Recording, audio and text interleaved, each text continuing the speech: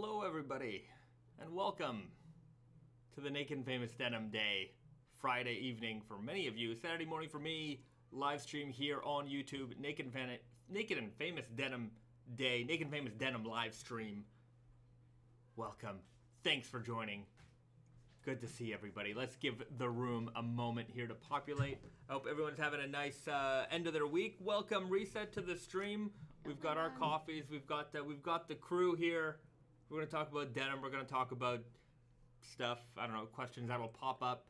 Hopefully everybody has got their questions ready and loaded. It's early morning for me, so I'm still waking up. It might be a minute before the old brain fires up to full capacity here. So anyways, good morning, everyone. Good morning, Johnny Crumhorn. Invis Ian, we are live. Hello from Illinois. Let us know where you guys are from in the live chat. And if you're watching in the replay or on the replay, let us know down below in the comment section where you're tuning in from. Let's see how international we can get this live stream going. And we're going to start it off right now. The weak audio is a problem. The audio is a problem? Yeah. How's the audio a problem? I got Somebody says weak audio. Weak audio? And somebody else said... All right.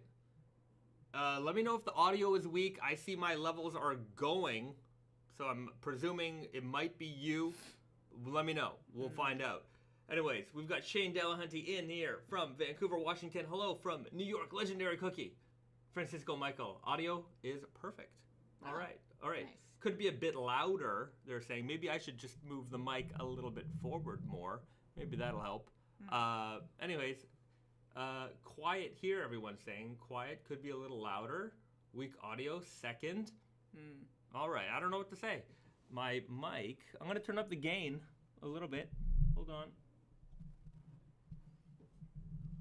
How's that? Are we better now? We're not peaking. I'm going to go a little louder. Be careful if you're wearing headphones. Loud and clear on this end. Audio is good for me. Hello from Los Angeles. Quieter than usual. I'm going to leave it there. I see my audio levels are okay. All clear. Okay, we got an all clear from Shane Delahunty. Audio is good. Like a pack of Skittles I just opened. Pedro Cortez. Good choice with the Skittles. What's your favorite Skittle? Do I have a favorite Skittle? I don't know. I've had Skittles in a while. Green ones. Green ones are good. Yeah. Red ones are good. That's what everybody says. Red ones are good, but I mean better than I don't know, yellows. Yeah. Yeah, I don't know. I gotta get a pack of Skittles. Haven't had that in a long time. Johnny Crumhorn writes, looking for some heavy black jeans. Any recommendations? Well, I'll start off with two things. We're going to start off with hit the like button, everybody. Hit that like button right now. Let's get those likes up right at the start of the stream. I'm going to do this a few times, but not too many times. So hit the like button. If you're enjoying the stream right now, now's a good time to hit that like button. And subscribe to the channel if you haven't already. Heavyweight black jeans. Right now we've got Bane is in stock. I think there's a little bit of that left. That's a good option for a heavyweight black. I don't know if there's any trunks denim left. There's probably very little, maybe just in big sizes. I think like it's either the big and the small sizes only or just the big sizes, something like that. But that said, you guys know that we're doing an Easter sale next week, so to coincide with Easter. We will start the sale on Wednesday. So usually we have like a 24-hour special or some kind of deal that we send out on Wednesday to our email subscribers. But right now, I've already edited the website in such a way that all the items that are gonna be on sale, that are in the sale section, are already in there. So I moved some things around. Some things that weren't on sale are now in the sale section. There are some things that were in the sale section that might have been at like 20% off are now like 40% off. I moved some stuff around. I did some further markdowns, things like that. So you can take advantage right now.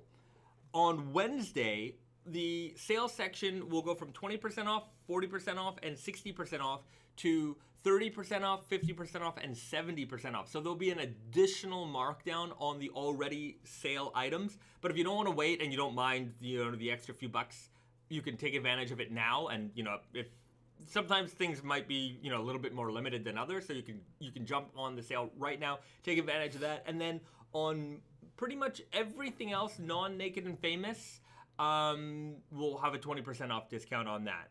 So pretty much everything, maybe not the newest arrival stuff, but for the most part, the entire web, like all the non-Naked and Famous stuff will be on sale. We'll have the sales section further marked down. We'll have a couple of extra, like, these items we'll have some kind of special deal. I haven't figured that out yet. Maybe it'll be $98 jeans or, buy two, get one free kind of thing. We'll figure it out, but there will be some other little deals here and there. But you can take advantage of the sales section right now, in a way. It's not the full Easter sale, but if you don't mind and you want to get something early, get it now.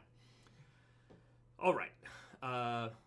That's out of, if you have questions about the Easter sale, let me know and we'll answer those for you. Okay, and then that goes just back to Johnny Crumhorn. Heavyweight black jeans. Bane is in stock, on sale. I did a further markdown on it, so you can take advantage right now.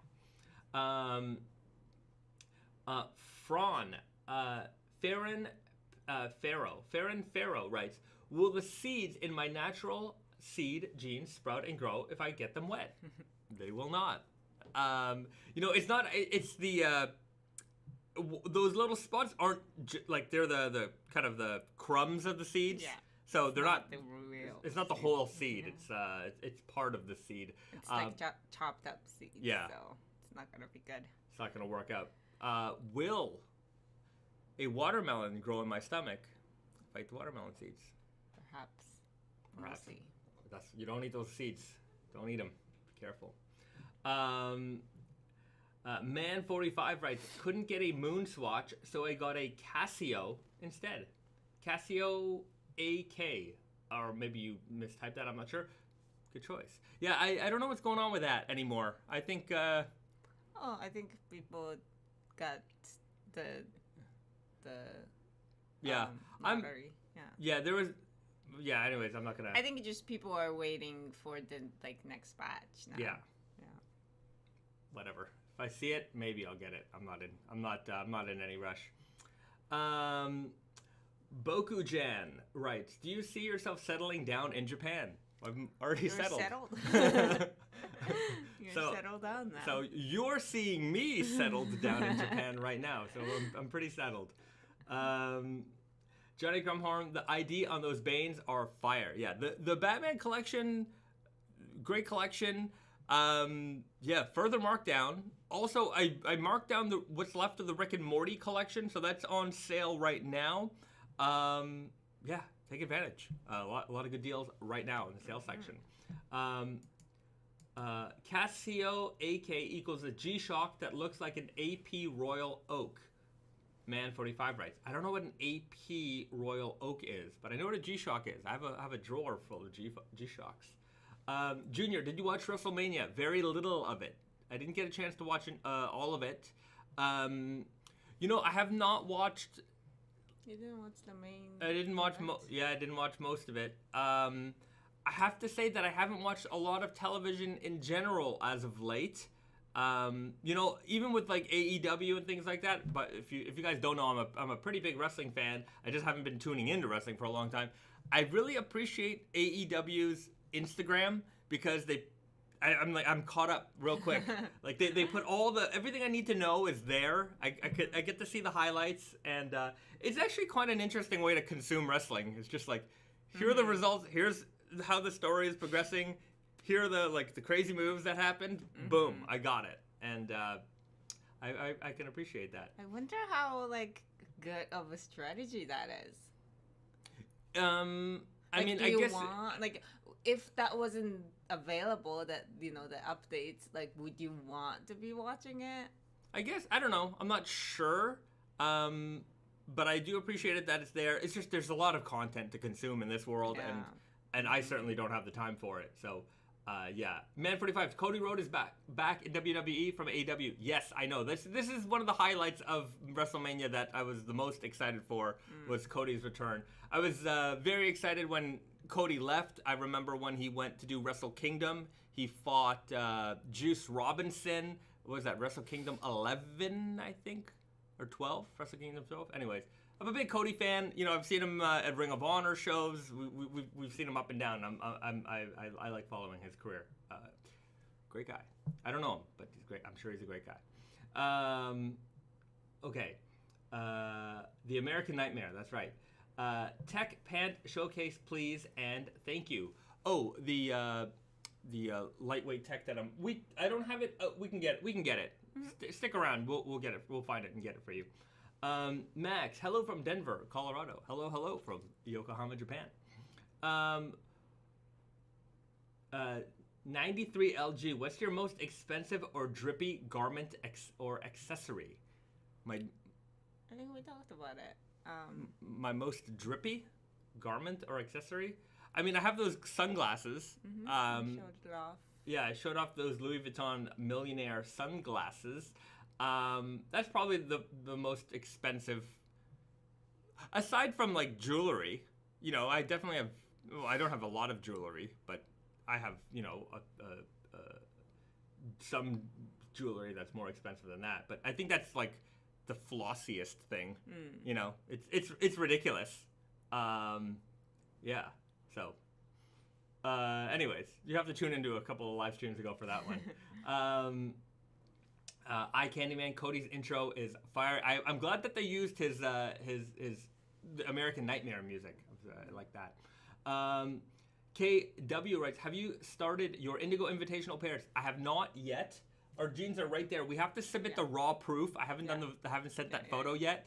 I think we have to. I have to do it today. Yeah. I definitely have to do it today. So yeah. Venomous Teddy, is Risa more of a New Japan Pro Wrestling fan or an All Japan Pro Wrestling fan? I guess I'm gonna say I'm neither, but I have seen a lot of New Japan Pro Wrestling events. Yeah. So if I have to choose, I go with New Japan. Right. You know, I saw that Kairi Sane is back in Stardom. Oh. Yeah. She was in WWE, right? And was she in that not the WWE, the lower one? NXT. She started in NXT. Oh, yeah, but she made it to WWE. Yeah, she was in NXT, then WWE, and then she retired from WWE, and now she's back in Stardom. Nice. I saw some video of that the other day, so good for Kairi Sane. Anyways, wrestling talk, guys. I love me some wrestling. Kim Ang writes, when's your next trip to New York City? We were just talking about that. Yeah. You know, Brandon was just there on Wednesday. He did a little meet and greet at the store. We're hoping maybe by the summer. So. I mean, the summer is approaching very quickly. That's right. So hopefully, fingers crossed, we'll be back by the summer. And yeah, if we're there, we'll let everyone know, and we can do a little meet and greet at the store. Same thing goes in Montreal. Next time we're there, we can, you know, if I think things are a lot more open in Canada again, we can do some kind of event and you know, do a denim hangout. Even in Toronto, I'm sure we can go to Toronto and do that too. So stay tuned for our travel updates. Okay, when you got Dawson writes, you guys ever thought about doing an ecru elephant akin to the elephant Seven Diablo, something angel themed? Okay, because I can't hold a secret. So everybody in this stream, hopefully, maybe I'm presuming too much. We announced the Elephant 11 Grandrel. So that was the twisted yarn, black and white twisted yarn weft Elephant 11. Now, we've been going back and forth with the mill on this one for the Elephant 11S. And they could do it, they can't do it, they can do it, they can't do it. They finally come back to us and said they're having a lot of problems making the Grandrel weft with stretch. So it's looking more like it's not going to happen than it's pretty much not going to happen. If it does happen, then I'll let you know. But we're at the point where it's not going to happen. So I've been brainstorming about what are we going to do? What are we going to do for the spring elephant? And I'm in the mood of Ecru elephant. So we'll see. I like the way you're thinking. So maybe that'll happen next year. But that's given away a lot. Yeah. That's really advanced thinking, and I don't know whether it happens or doesn't. It was on my idea list of spring elephant possibilities in place of the Elephant 11S. So maybe it'll happen. Maybe the Elephant 11S will happen, and that, and then we'll make an Ecru elephant sometime down the line. But we've actually just come up with a list of spring elephant ideas. So bear with us, because there will be more summertime heavyweight fun in the elephant land coming. Okay. Pretty How writes, started my Indigo Invitational wearing a pair of Capital jeans. Don't think they'll make the year, to be honest. Okay. Well, enjoy the jeans. Hopefully you'll make the year. The thing about with all these fade contests, it's like it's like a marathon. Well, I've actually never been in a marathon, so I don't know how that works. You know what it is. Yeah. Well, it is. A lot of people start. Not everyone finishes. I think more than a marathon, because people think that, it's going to be fine. And then it's just like every month you have to submit. Like the only reason I stayed on till the end last year was because he was uploading my pictures for me. Because I was like, forgetting it all the time. Even I forget. I post my photos on like the last day. And I'm like, oh, I got time. Like, I don't know what it is about this contest where I'm like progress. Yeah, I can wear a pair of jeans for a year, and that's not the point. Yeah, to be fair, you don't have to wear it every day. The point is that this is maybe your main pair, and whether or not they get faded the most or anything, it doesn't matter, right? Look. There's some prizes at the end, but that's not really why we're doing this. We're doing this because we enjoy, the camaraderie of fading jeans together and looking at faded jeans and all that kind of stuff. So, if there's a prize at the end, wonderful. If there's no prize at the end, it doesn't matter. This encourages us to wear those jeans, especially for so many of us. We have jeans in our closets that maybe haven't been worn yet, Yeah. So maybe you can bust that pair out, make that pair your main pair for the year. Yeah. But and it's kind of like an excuse for you to push through those dull moments in raw denim wearing, even if you don't see any fades, you still have to take pictures and compare, and then towards the end you're glad you did that. I want to this year be a little more consistent with the photo taking, because sometimes you take it at up and then down, and then the light, and then the dark. The light is the biggest thing. Yeah. You got to get the same light, and that's difficult. That's difficult. If we were in the studio in Montreal, I take it in a proper background with the flash, and everything consistent every time, and then you could really see the progress. Yeah. But it makes it a little bit harder when you're dealing with natural light. But going back to that last minute things, if we have a window of days to take pictures, so if we wait till the last day and it's cloudy and dark, then you don't get a good picture. But so that said, we're gonna do better. Don't feel discouraged if your jeans aren't the most faded. That's okay. If you can, keep going. You just have to post a photo. And I also find that some people think oh man, I forgot to post my photo, so I'm out. Just hopefully I'm not speaking for the Indigo Invitational people. Send them an email. Just be like, hey guys, I'm a day late. Can you please accept it? I'm sure they're going to be more than accommodating. I'm not sure. I'm speaking for them. I probably shouldn't. But well, you gotta try. You gotta try. Don't forget it. Yeah. But if you forget it, then try. Give it a try. Yeah. So hang in there, everybody, and fade your jeans, and let's participate together.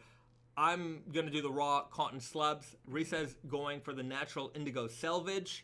Mm-hmm. I've got no Indigo. I'm gonna fade mine with Filth, and Risa's gonna fade hers with Wear. Yeah, hopefully. Yeah. We'll see. We'll see. I'm not a good fader. I don't have the juice in me. It's okay.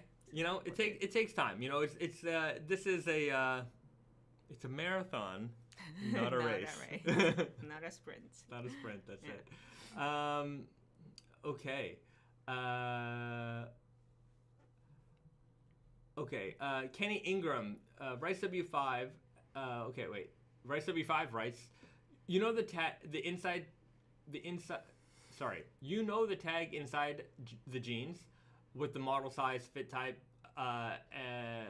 sure. So the inside label, yeah. They end up with folds, creases, curls. What do you think about sewing the tag in like an internal patch to keep it neat and flat? Yeah, that's a possibility. And then I guess somebody responded to that. I agree. I actually prefer the original satin Naked Famous tags, much nicer than the papery ones. I wonder why they went away from that. Because the machine that prints our tags is the machine that we have. Mm-hmm. That's basically why. When the silky ones, those ones were made when we weren't. The factory wasn't ours. So that was a different factory, over a decade ago.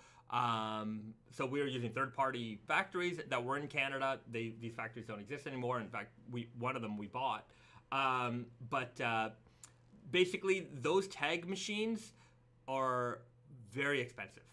And the tag machine is the one that we have. It prints on Tyvek paper. You guys, I'm sure maybe some people know what Tyvek is, but it's a very... It's a universally used material for all kinds of things, but Tyvek's very strong. It does get crinkly, and sometimes the information does rub off. I know, but that's basically it. Like even the machine that we have is quite old, and when we were looking to like buy a new one, they wanted like $30,000 or something for it. Like they're expensive because this is one of these. Some of the things like just industry wise, like. It's a printer, but they know that like you buy one of these printers and you never buy one for 30 years, so they charge you $30,000 for it. Like that's just the way it is. So it's kind of annoying. I hate anything that is like business priced. It is the worst because they just want to rip you off at every opportunity. But yeah.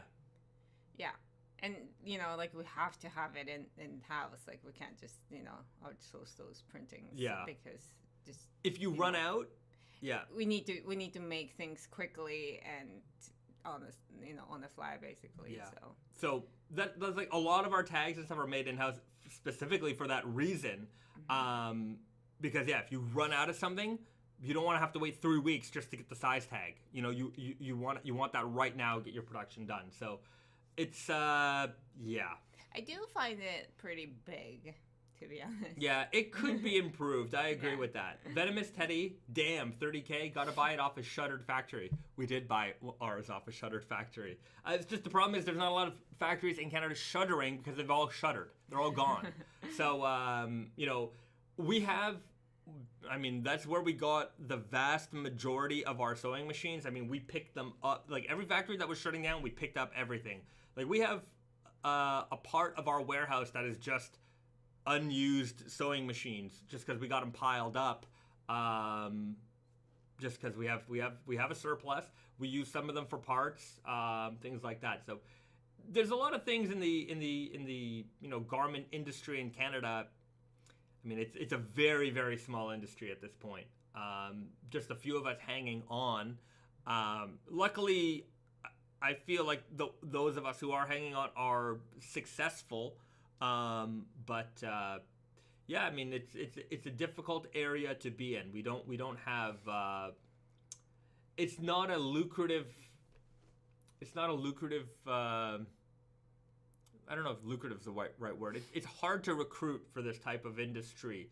You know, the other day I found a vintage advertisement for GWG. GWG was a Canadian denim brand, the Great Western Garment Company, and they were, I think, the largest denim brand in Canada up until the early 90s. They got bought by Levi's, and then they kind of shut them down. That's my brief synopsis of that story. But if you ever, you know what? I don't find a lot of GWG jeans at the thrift stores in Canada anymore. When I was younger, there was a lot of GWG. You could find that no problem. But anyways, on a tangent, there was this great ad. I got to find it and show it to you guys.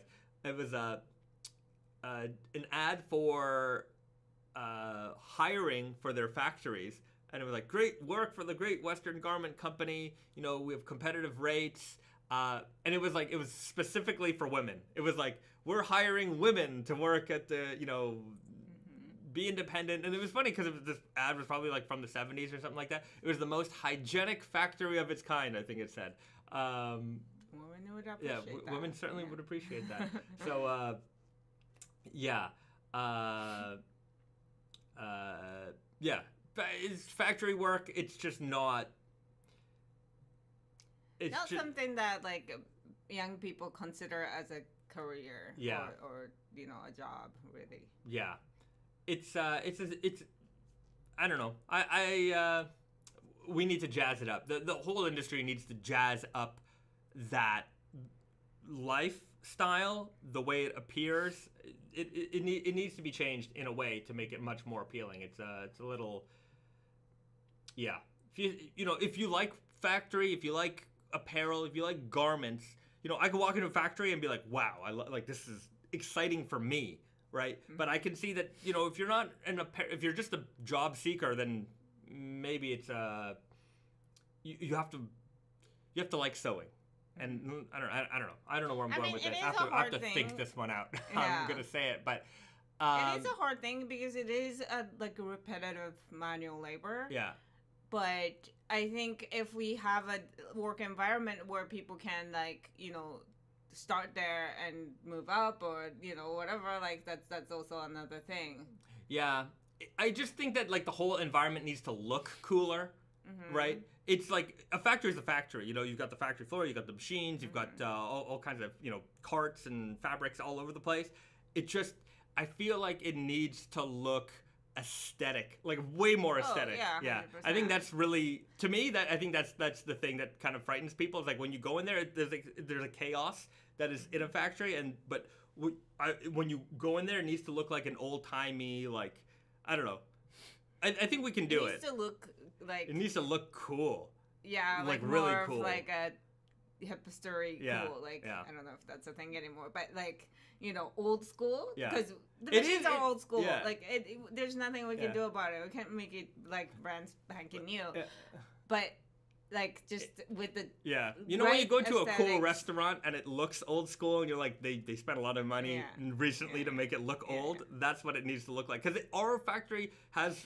Technically, it's an old school, like, that's the way factories look, but I think it needs to visually look that way, and you're like, you know, this is a wonderland. The only problem is, though, like, you know, that those restaurants can, like, dim the lights and make that vibe really cool. You can't dim the lights like, in the factory. You need all of the fluorescent lights. You need your fingers.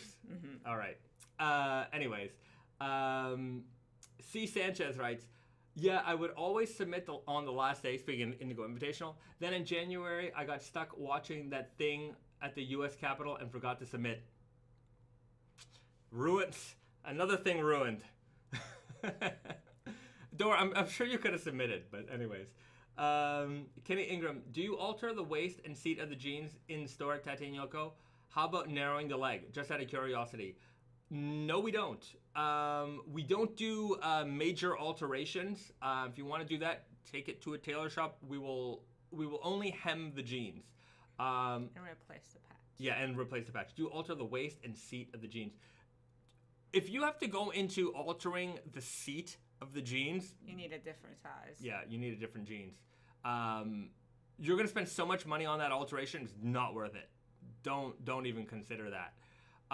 Tapering the jean, even then, I would say just find. Yeah, you might be able to find a better fit. Major alterations, not really something I suggest. Carla Montoya writes, if I buy a shot jacket for my husband, are you able to adjust the sleeve length like you hem on denim? No, we don't do leather alterations either. Another thing to keep in mind on leather jackets and just jackets in general is if there's any kind of cuff detail here, you can't alter it here. You have to alter it from the top. So that's a big alteration. They have to basically remove the arm, shorten it, put it back on. It's invasive and it'll cost a lot. When I worked at Holt Renfrew, I used to work in suits, and on men's suits, there's two different kinds of cuffs. So you got the buttons there, and oftentimes on less expensive suits, the buttons are just sewn on and they don't actually function or do anything. This, really? Yeah. So they don't do anything, and they're just there for decoration. And the buttons that do work are called surgeon's cuffs. And you pay more for that. Like, more expensive suits have surgeon cuffs, and you can undo it and you can roll up the sleeves if you ever wanted to. You can like a surgeon, right? Now the problem is you are already spending more on that jacket. Mm-hmm. If you need to alter it, you can't alter it from here. Mm-hmm. You got to alter it from up here. And like, if I remember, like we charged $150 for that alteration for the sleeve. So not only are you spending way more on the suit. To be fair, if you're spending that much money on a suit, you're probably might as well, like, get it tailor-made. No, it's tailor-made is still a different. It could be a lot more, but anyway, that's the difference between the cuffs. If you have the fake buttons, they'll just shorten it and then they'll move the buttons down, or they'll remove a button. Right. But just be aware of that. That's one thing. If you ever have details on the cuff, it makes shortening the sleeves much more difficult. Okay.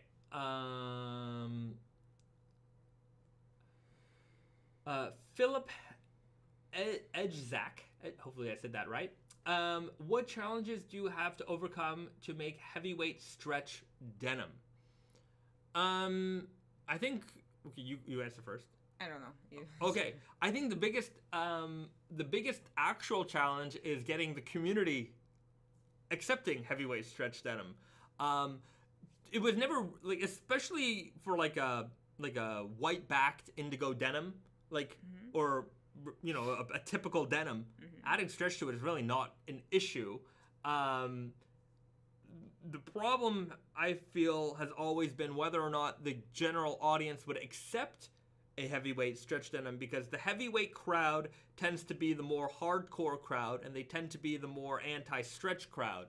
But I think we've been bridging that gap more and more, and we're trying to, and more than anybody, like, we're big proponents of raw stretch denim. So as our audiences start to understand how stretch denim works, the benefits of stretch denim, the misconceptions of stretch denim, a lot of that's been dispelled over the years. So, the Elephant XS was really great timing. We could put that out, very popular. So I think that's the biggest challenge. Now, that's a good answer. Yeah, the current challenge was because we're taking two kinds of yarn, right? And when you go into that, like, like a custom-made yarn area, that would be the hardest part. Yeah. If we really, really, really hard pushed it, I'm sure we could probably get it figured out, but it might be expensive because if we have to custom make the yarns again, like, it's a lot. Okay. Metal Plague 89 writes, will there be an Easter sale? Yes, and I can see the chat has already answered for you. It's going to start on Wednesday. And just for anybody joining the chat right now, joining the live stream right now, the prices, so I've already discounted a lot of items that are going to be further marked down on Wednesday. So if you hit our sales section right now, the 20, 40, and 60% off, everything that's in that sales section is what's going to be on sale on Wednesday. I've moved some things around. So it's items that might have been 20% off are now 40% off, and so on and so forth. So some things have been further reduced. Items that weren't on sale are now in the sales section. On Wednesday, those items will get a further markdown. So the 20% items will become 30% off, the 40% off items will become 50% off, and then the 50% items will become 70% off. And then we'll do a couple of other promotions, and then there'll be a general markdown on the non-Naked Famous Denim items, probably around 20%, 15-20%. I'm not sure yet. So that's something to keep in mind for Wednesday. It'll launch on Wednesday. So yeah. BD, question for Risa. Do you have a top 3 pieces from the women's line this season and or excited about upcoming women's items? Top 3 this season. What is it? This season is spring. Well, spring actually is the first season when we launched Arrow Fit, and that's the fit I'm very excited about. I am going to wear natural Indigo Selvedge in Arrow Fit, which is not gonna come out till fall 22. Yeah. But I have a sample, so that's what I'm gonna wear for the Indigo Invitational, and I'm very excited about that fit. But other than that, I am looking forward to the wrap dress. Mm-hmm. That one's gonna be very nice. On days that we don't want to wear jeans, it's a very good option. It's more of like a casual, but like a little bit fancier looking. Let me interrupt you. Mm-hmm. For those in the audience, ladies or people who have ladies in their lives, there's a great, like the wide pants. Mm-hmm. We have a couple on sale right now. Mm-hmm. They're like, if you put them on, or you get it for your lady friend, or you get it for yourself, we actually sell them for men.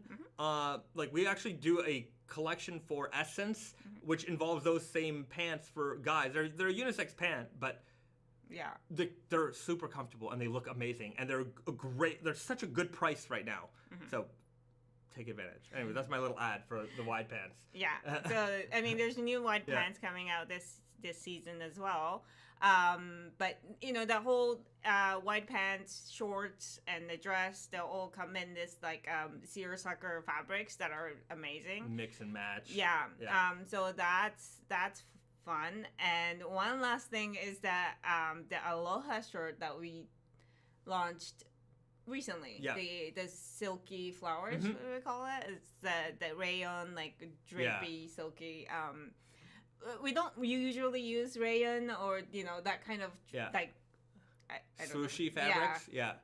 But I mean, perfect. For women's wear, it's really something that we needed. So that was like really exciting that we finally got it. Yeah, and we do that same fabric for the men's too. That looks great too. Yeah. It's very old school Aloha shirt vibe. Mix and match, and not mix and match, but you guys could be matchy couples. Yeah. Yeah. I like it. Like we do it all the time.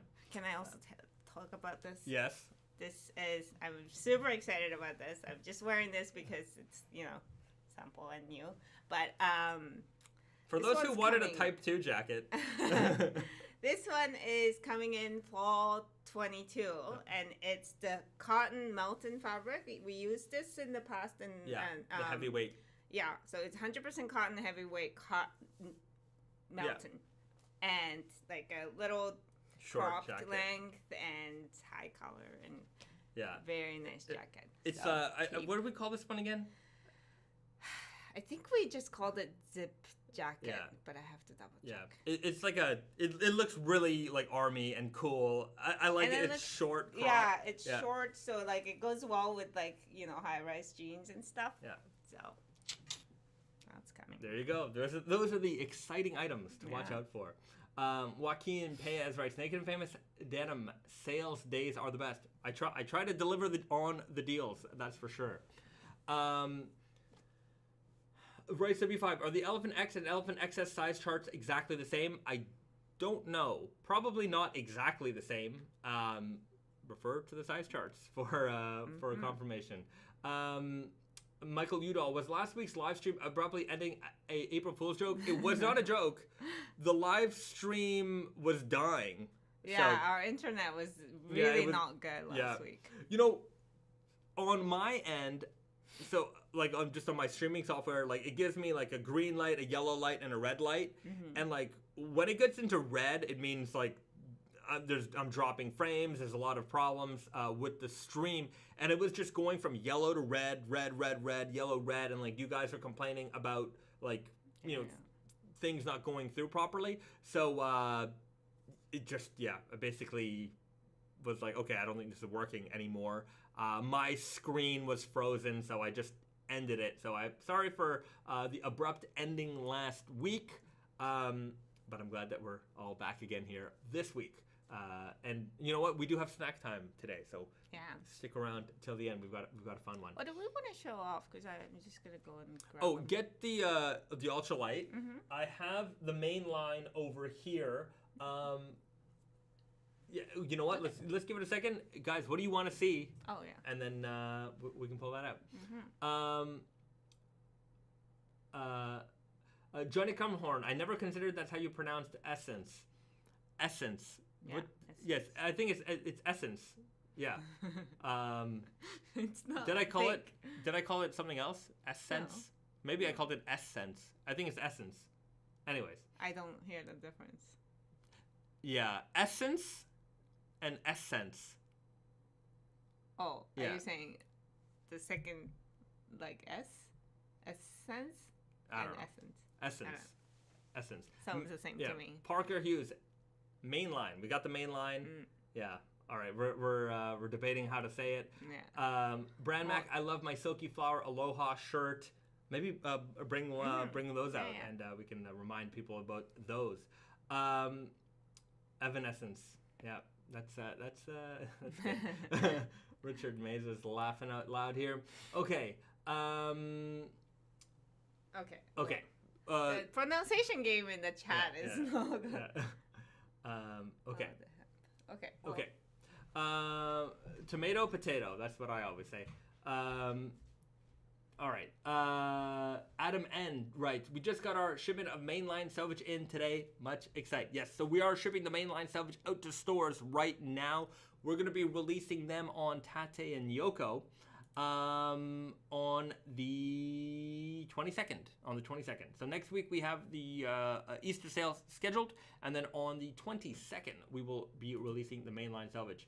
Risa, the Seersucker stuff. She's on it. Okay. Sunny Wu writes, just wondering, how does the MIJ7 fade differently from an indigo black over-dyed jeans? Sorry, how does the MIJ7 fade differently from an indigo black over-dyed jeans? I'm not sure what you're asking, because the MIJ7 is an indigo kind of black, so there's a little bit of black added to the dye to make that indigo color really, really dark, basically black. So I'm not sure what you mean by over dyed, like with like a black coating on top. You might have to explain your question a little bit more there. Philip Edgezak. Do you have any pictures of the Firewall jeans faded? I do not. I do not have them. I do not. Venomous Teddy, do you sell denim scrap? We do not sell the scraps. No. Yeah. Yeah, we don't. What do we? I don't know. It just kind of sits around our warehouse for a while. We have the offcuts just kind of sit there. We haven't really used them for anything. And to be fair, they're not really useful for much. Yeah, if we have to do like small repairs, things like that, we use it. But I mean, it's just kind of sitting there right now. Parker Hughes, how baggy is the Strong Guy fit? Well, I'm wearing the Strong Guy right now. You can see it's not the baggiest. It's loose. I mean, you can wear them. Move some chairs out the way. So there you have it. That's the Strong Guy. You can wear them bigger than I do and make them much baggier if you want, if that's the kind of look you're going for.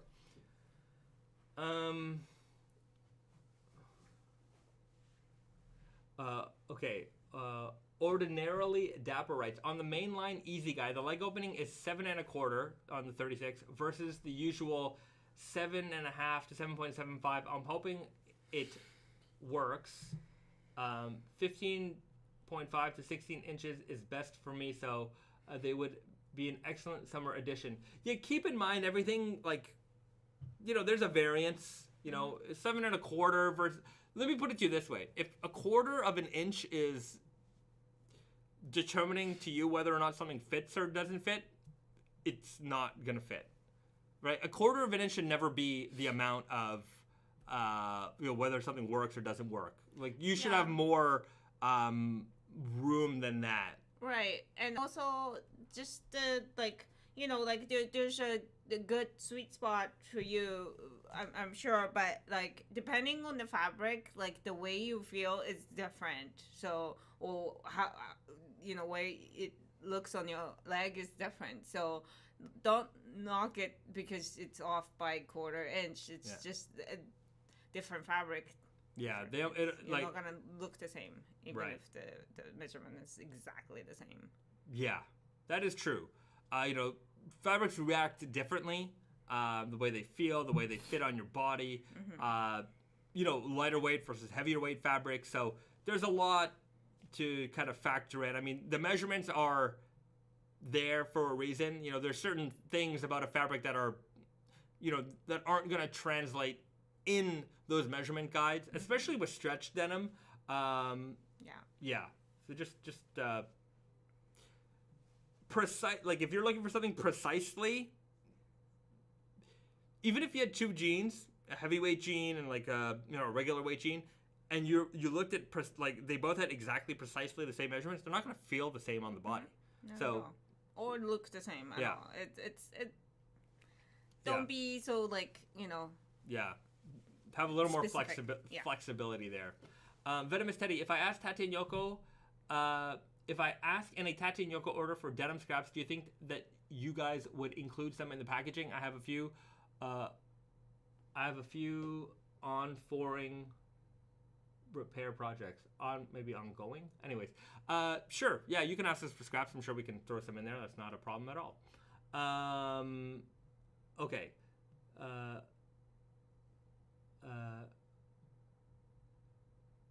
I'm not sure what's going on there. Okay, BD. Almost. Remind me in how many minutes? Remind me in 15 minutes. Okay, let's look at some stuff. Yeah. So this is the silky flowers. Silky flowers that we're talking about. And then we have it here. So these are the 100% rayon, vintage style Aloha shirts. Yeah. I mean, speaking of like fitting, different fabric fitting differently, this is a great example. It's not gonna look like 100% cotton. Yeah, just the way that this shirt flows on the body and has like this drape. So yeah. Those are the things to certainly keep in mind.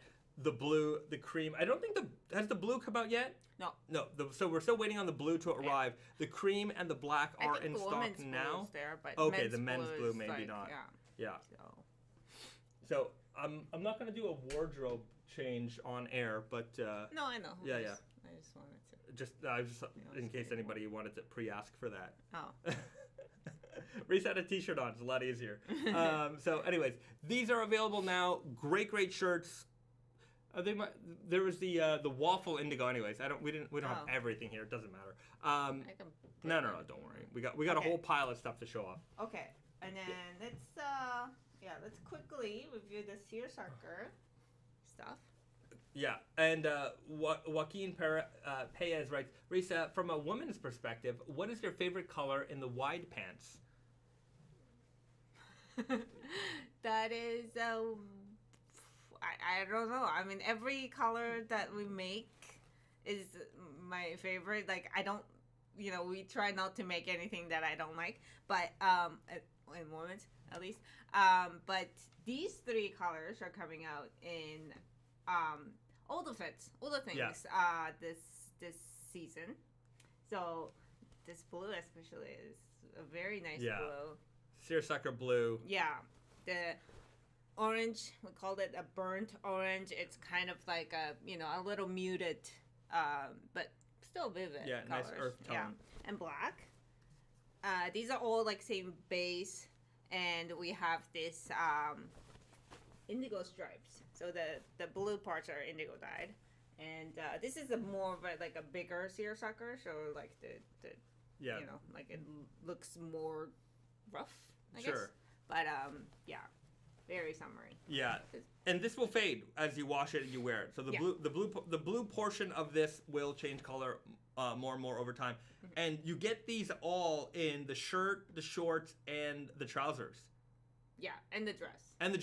So yeah, we went really heavy with these base because I really like this color palette, and you can mix and match. Yeah, it's really nice. It'll be fun. If you watch the Spring Summer 22 preview video, you can see Risa showing off how they fit. So you can see it all there, and we have the fit photos on Tate Nyoko. So yeah, you can on some of the older product, like we didn't have fit models, so we didn't have fit photos, but all the new stuff has fit photos, so you can see exactly how everything fits. And the beauty of this collection is how you can mix and match everything. So yeah, definitely. Yeah. Okay. Riley O'Brien, shout out to the good old friend Devin Brown. He's the one who got me into raw denim, and he's currently rocking the Indigo Power Stretch and Flex Stretch Selvage. Hope you are well. Thank you very much. Shout outs to Devin. Okay. What are the buttons made of? Some people are asking. And coconut. Yeah. Coconut buttons. Real coconut buttons. Shells. Yeah. So for that authentic island feel. We made men's shirts with this too, right? Like it's a very nice natural looking button. Yeah. Will the production versions of the shirts have the new tag? Yes. All of the new shirts have the new tags. Everything we have here is samples. Speaking of samples, we made a little oopsie in the video. Talk about that. 1 second, let me just get it. Yeah. So in the video of Raw Cotton Selvedge, we had a little bit of a accident. Yeah. So the sample we got had this like light brown leather patch, and the production had the chocolate brown leather patch. So anyways, it's still like same suede like texture. But anyways, just I left I updated the blog post, and I left an update in the video. I sent the email, the Instagram post. I think I got the message out there. So if in case you didn't get the message, production will have, and we updated all the product photos. So what you see on the website now is the darker patch. Yeah. But yeah, in some of the social media shots, you might see the lighter patch. KW, honestly, I like the lighter patch. I like them both. I do think that this looks nice. But yeah, just be aware that's what you're gonna get. Hopefully it's not a deal breaker for anybody, but yeah. BD, Brandon and Garrett showed those today in the Tate stream about the natural seed patches. All right, good. So yeah, if we disappointed anybody, very, very sorry about that. Sometimes these things happen, things, that's the thing. Samples, they're not always what you're going to get for production, and sometimes I don't get the memo. But the beauty of this was that we found out, maybe a little bit less than a day before we actually launched the product. Yeah. So everybody who went on Tate Nyoko and bought the jeans have looked at the right patch by the time they make a purchase. So that's, I think, we caught it right on time. Yeah. So there you go. At least, my raw cotton pair for the Indigo Invitational will have this patch. So you might be seeing these a little bit. Yeah. Okay. You want to look at the Ultralight? Yeah. Right. So this is the jean. Yeah. But I also brought that. Yeah. So speaking of production changes from sampling, Ultralight Tech Denim, super lightweight, 5-ounce denim. For the sample, we showed it raw, but we decided for production. So the women's jeans we were always going to do rinse washed. We decided that we're going to rinse wash the men's jeans too. The reason why is because the jeans had a little bit. They're a sanforized fabric, but the shrinkage was just a little bit above what a typical sanforized denim would be. And because there's almost no give to this fabric, like what's the nylon percentage? It's high. Yeah. So it's like 23% nylon. So there's not a lot of give to this fabric. So it doesn't stretch out much. So we wanted to make sure that when you got into your pair, that was the size that was going to be for you. And if you had to worry about too much shrinkage, it might have been a problem. So we rinse washed it. You're going to get it in the rinse washed form. So you'll have the little puckering here in the where the seams are. It's still pretty crispy. It's just not as super crispy. Like I think in the video I showed these standing up. I don't know if you could stand up the ladies' ones. Probably not. But they are still a super lightweight. Still got this scratchiness, and the durability is definitely still there. Like the nylon's incredible for that. Like you can't rip these. And this is 5.5 ounce. So 5.5. 5 or 5.5. Ultra lightweight, super durable, and look how thin this is. It's like I don't know, 10 sheets of paper. Also, the jackets. I mean, this is incredible. Like, if you have to travel and bring a light jacket, this is great for traveling, great for camping. Like, if you have to be outdoors in the summertime, this is a great piece to own. I'm very much looking forward to the denim jacket here. Look at that thing. So easy to throw on, and it's gonna fade. It's gonna be durable. Great piece. So that's coming out soon. I don't have an ETA on that yet. Probably in May. So that's the lightweight tech denim made with cotton and 23% nylon. I can't wait till we see the faded versions. Fading these. These are gonna fade quite nicely. You can already tell. Like it might be hard to see on screen, but probably gonna be hard to see on screen here. But if you look closely, anyways, when we do the content photos for this, we'll have it. You can see already just from the wash, you can see like vertical streak kind of fade. So we'll update you with photos on that. The perfect rain jean jacket. I'd say so. Okay. Can't wait for the text. What's the price point going to be on these? And that Pretty How asks. Risa is going to double check on that right now. Yes. Oh, so we forgot about this, but we did also make hats. Right, and the hat is available now. The hat is available now. So, the jeans in Ultralight Tech Denim is $210. Jackets $324. And the hat's $72. Okay. Hats are actually a great idea for this. This is a great hat. Like this. KW, do you guys do wash on the fabric before production?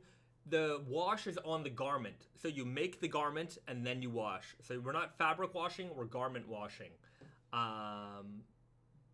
And that's why you got the puckered seams. For the most part. We do sometimes with the shirting fabrics. We sometimes fabric wash. But it's not common. Not common.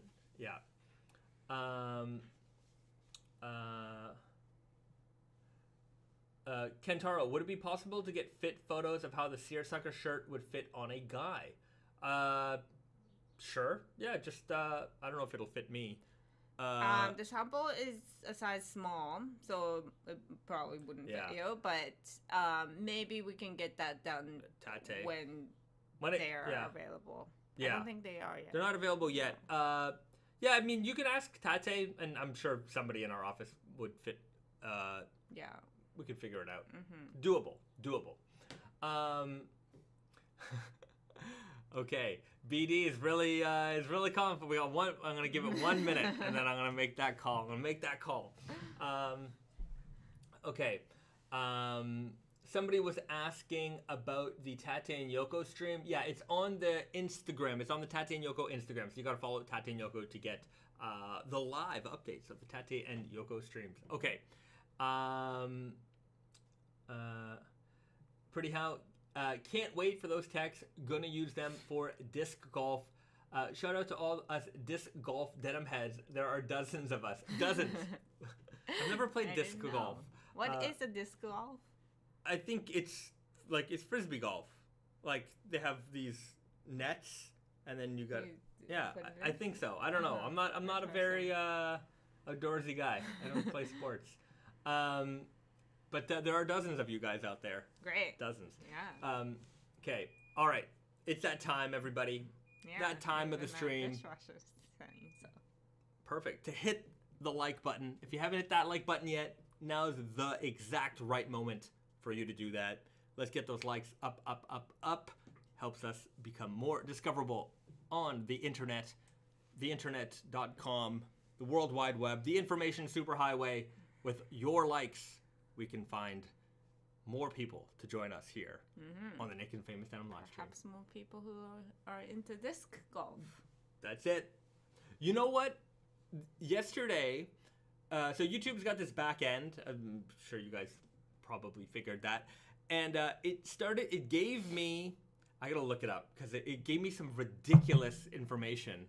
I have to look it up right now because I want it to be exact. So there's like a new feature on the Instagram back end about what your viewers are searching for when they find you. And that was new. And so I don't know how true any of this is. So apparently you guys, your favorite searches for... And that somehow find these are just common searches that our viewers search for. Oh, so not how we got to this video, or this channel, but like what they're searching aside from right. us. So this is the kind of stuff that you guys like apparently, and I guess it's designed so that I can create content around this that would somehow appeal to you guys. So I'm just gonna mention the words so that maybe the algorithm picks it up somehow, but. Apparently, you guys like shepherd's pie. Yeah.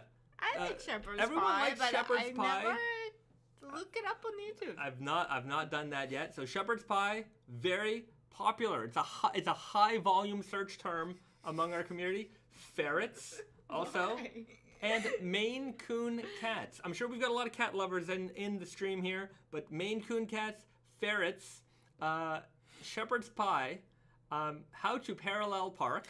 Good information. We should all know this. This is a popular one. Yeah. That was a high volume search term. Then there's some things that kind of make sense. A lot of phones.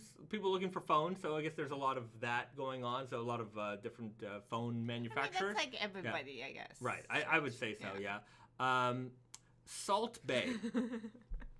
There's a couple of you guys out there who are really into Salt Bay, and this is the kind of stuff that gets your interest revving up. So there's my little salt spill for you guys, for those out there looking for Salt Bay content. There's a lot of words that I don't know. Yeah, there's cars. Okay, I got that right. Yeah. Prince Harry. Oh yeah. There's some Prince. Yeah, Prince Harry is on a high volume search term. Why is everybody searching for him? Don't know, but this is what you guys like. This is the funniest thing. This is how YouTube gets creators. Like I don't care because I don't monetize this. I don't you know what I mean? Like so like all that. The analytics of all that stuff I don't care. The only thing I care about is people tuning into the live streams, but. So I'm not gonna go out and make a video about how to make shepherd's pie with Prince Harry while salting it. Shepherd's pie recipe. Yeah, Prince Harry's shepherd's pie recipe featuring Bahzad Salt Bay. That would be apparently a good video for my audience. Well, you are a Bay, so. I'm a Bahzad. That's it. So somebody asked, "What the F is Salt Bay?" Look it up. You'll be among many of us, many of the Naked and Famous Denim subscribers. Now, like, it's gonna be very high because all the words that we mentioned, everybody's gonna. Yeah, hopefully you guys look it up. Let's really ruin this for me. But I did find, because yesterday I logged in the back end and then it said, here's a new feature, and I'm like, okay, let's check it out, see what's going on here. And I'm like, what? I'm like, these are the things. Like, to be fair, almost none of it was denim related. Yeah. It's insane. Yeah. But I mean, I guess that's how you get to a video, but that's not necessarily what you spend all of your time searching. Right. So there you have it, guys. You're a fan of those things, not us. Maybe. You don't know me. Prince Harry. Yeah, I don't know how accurate any of this is. I just thought it was hilarious. Francisco Michael. Guys, he's looking through our search history. I don't get individual search history. I'm just that all the words that you, a high number of you have searched. Yeah. These are the common search things. Philip Edgezak. I'm sure I say that differently every time. Sorry about that. If hopefully one of them is right. Probably most of them are not. Okay, anyways. What factors do you consider when deciding on what kind of coin pocket, narrow or wide, exposed selvage versus peekaboo? Each fit has its own style of coin pocket. So super guy, weird guy, and easy guy, different. As far as exposed and not exposed, if it's up to me, it's hidden. And if it's up to Brandon, it's exposed. That's basically it. Yeah, well, Brandon likes exposed. Makes everything like the first, decision he makes. Yeah. He makes, and then if you like make a case enough to make it hidden, then he will change it. But it's really up to him. Yeah, it's really up to him. I prefer them hidden, so maybe he considers that when he's deciding. But there's no right rhyme or reason. It's just if I say make it hidden, he'll probably do it hidden. If he really wants to make it exposed, he'll make it exposed. Yeah. A lot of the times, like, you don't really pay attention to that detail when he's submitting it, and, just kind of gets it made.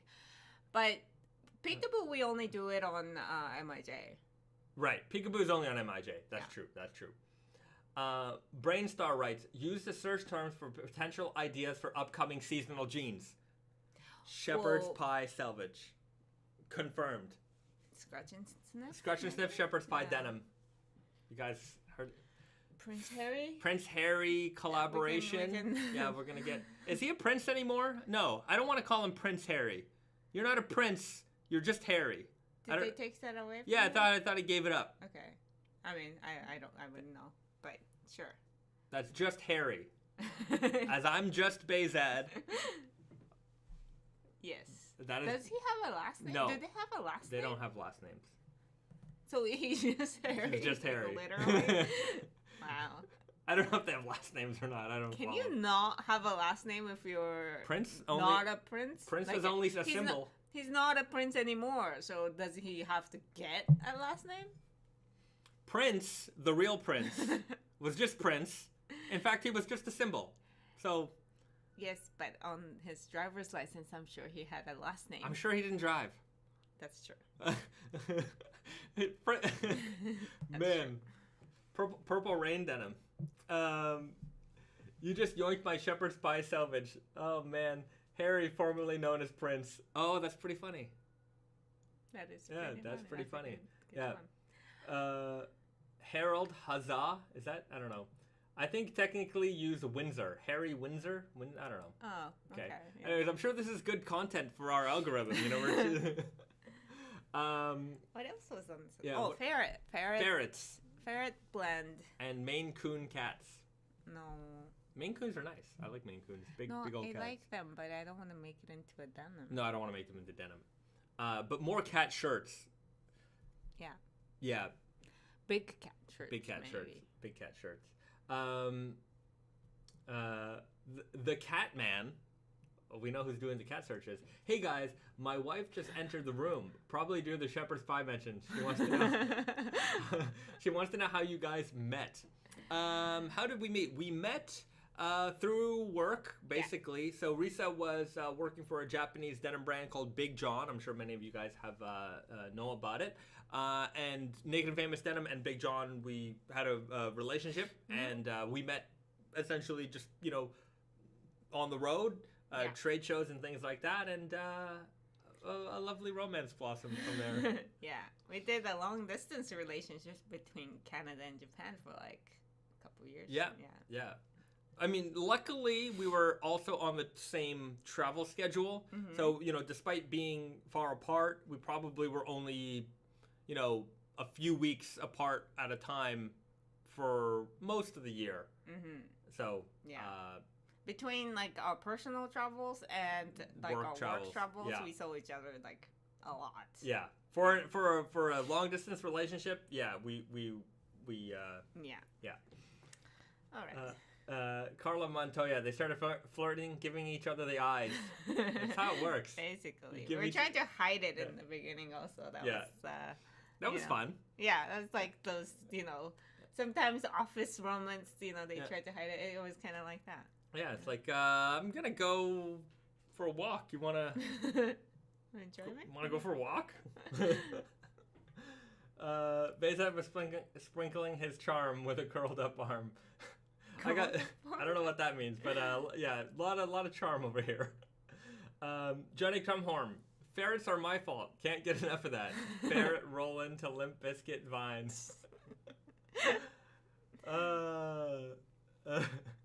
Francisco Michael, I love how Bahzad is turning red talking about crushing on Risa. It's true. I'm not ashamed. Okay. Pedro Cortez, he hook, lined, and synced her in with that Macho Man jacket. One of her first dates, wrestling. I took you to wrestling in Vegas. WWE event. We got to see John Cena and Randy Orton in a steel cage match. Yeah. I did not know anything about wrestling then. Yeah. But yeah. We had like second row seats. That was a very good seat. Yeah. It was like right there. Yeah. We were like this close. Yeah. That was a great event. It was a live show. But yeah, John Cena and Randy Orton, steel cage live show. That was pretty good. Romance in Indigo Land. It's true. Yeah. Well, it's true. Yeah. Denim that did put us together. That's Fat Quark Jr. writes, very important question. Did you see John Cena though?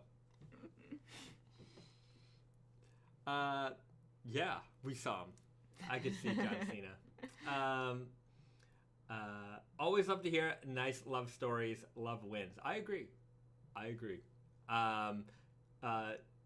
You can't see him. I can see him. I see him. He's real, guys. He's real. I believe it. All right. Well, that was fun. Yeah. We have also the Mainline Selvedge. Yeah. So this is one thing I wanted to show off because this is the next. Oh. Yeah. Go ahead. Yeah. This is the next release coming out on the 25th. I can't remember my dates anymore. The 25th of April. It's amazing that it's 22nd, 25th, 28th. I don't know. Let's check the old calendarino here. 22nd of April. So in a couple of weeks, we have the Mainline Selvedge. So this is a 9-ounce, 100% cotton. Risa's pulling out the pocket flasher. I like this pocket flasher. And, funny story about this denim is that it's the name, the way we came up with the name, basically, here, we'll show it off here. So, that's the pocket flasher here. You've got the train, the steam engine machine here going down the line. And this is a reproduction of an old pair of overalls that I had. A vintage pair of overalls, Selvedge overalls that I had. I wanted to reproduce that fabric. We did that very successfully. It came out perfectly. When we were in Montreal, we did a live stream, and I compared the overalls to this fabric. And you'll have to go back a couple of live streams to see that. But the name, I just couldn't figure out a good name for this denim. And I was talking to Garrett And Garrett, for those of you who don't know, he's the manager over at Tate and Yoko, and he actually used to work for the railroad. I don't know exactly what his position was, but he used to do maintenance on railroad lines. I'm like, what are some railroady kind of terms? And like we were going through the whole list, and mainline. I forget what mainline means exactly. Does it mean that line that is the main? It might I'm be. sure there's like side lines where like you used to pass things over. But mainline, it just sounded cool. He said the word mainline. I'm like, Mainline Selvedge. I'm like, that's a cool name, and it definitely, like, I think we all associate mainline, that term, with railroads and like this kind of workwear, vintage style, railroady. You know, it just reminded me so much of that. So this is it.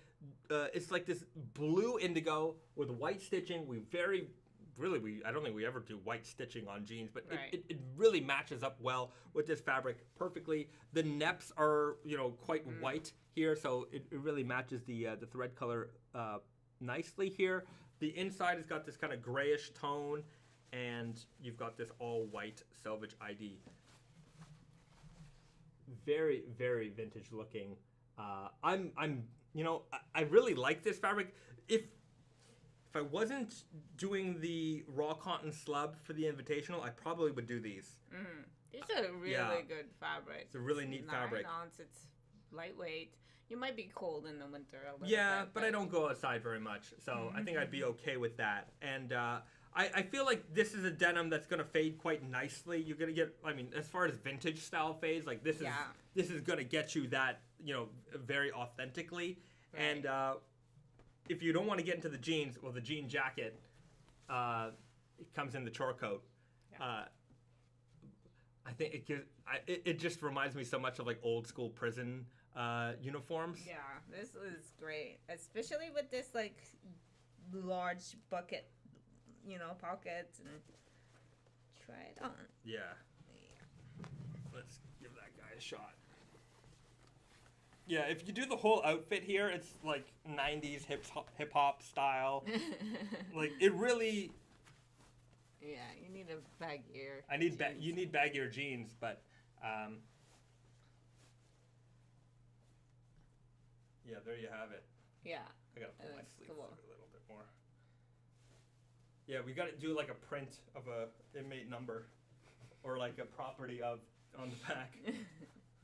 Property of the state. But yeah, really neat jacket. And on all of our chore coats, got that triple stitch down the sides here. Very, very like solid construction on these jackets. I talked about it, but we're adding some more chore coats to the fall winter collection. The blanket line is going to be one of them. So I'll talk a little bit more about that in another stream. We'll maybe a little bit more fall winter focused, but. When will I put out the preview video for fall winter? Probably June, late June, July, something like that. Fall winter 22 preview. Man, the year in my brain is already coming to a close because like last night, I was having a meeting with one of our retail partners about like November, December deliveries. Like it's all my whole brain right now is like. Finishing up the year, let's make sure that we have like basically the whole year scheduled out as much as we possibly can. We're doing spring, summer. The denim is pretty much all planned. Spring, summer 23. Shirts and tops are being planned next week. And then we're already like pre-planning fall, winter 23. Yeah. So yeah, it's so behind. We're like on Monday we've got like several meetings for shirt fabrics and stuff. So yeah, it's just it feels like we just launched. Oh spring. Yeah, but we're almost done. Like we have a couple more releases to go, and then we're into the summer, and then we're into fall winter. Just getting the website flipped over to fall winter. Yeah, I don't like it. Yeah, I don't like how time goes by so fast. Yeah, Michael Udall, when are you expecting to drop the Japan Heritage Accessory? So that'll happen in the fall, probably September. Yeah. Fall. Most of fall would drop in August, September, October. Probably. Yeah. October. September, October. There might be something really early, like late July, but yeah. Who knows? Okay. Pedro Cortez, busy. Yeah, we are non-stop. Like our days are like yesterday. My day was like 10 a.m., maybe even earlier till 1 a.m. Like it did not stop. I don't know. This week was just a blur.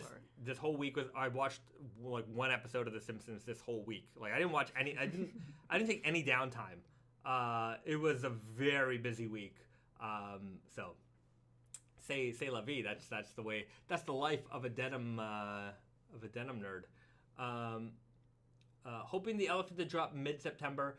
Planning our first trip to NYC. BD, first trip to NYC.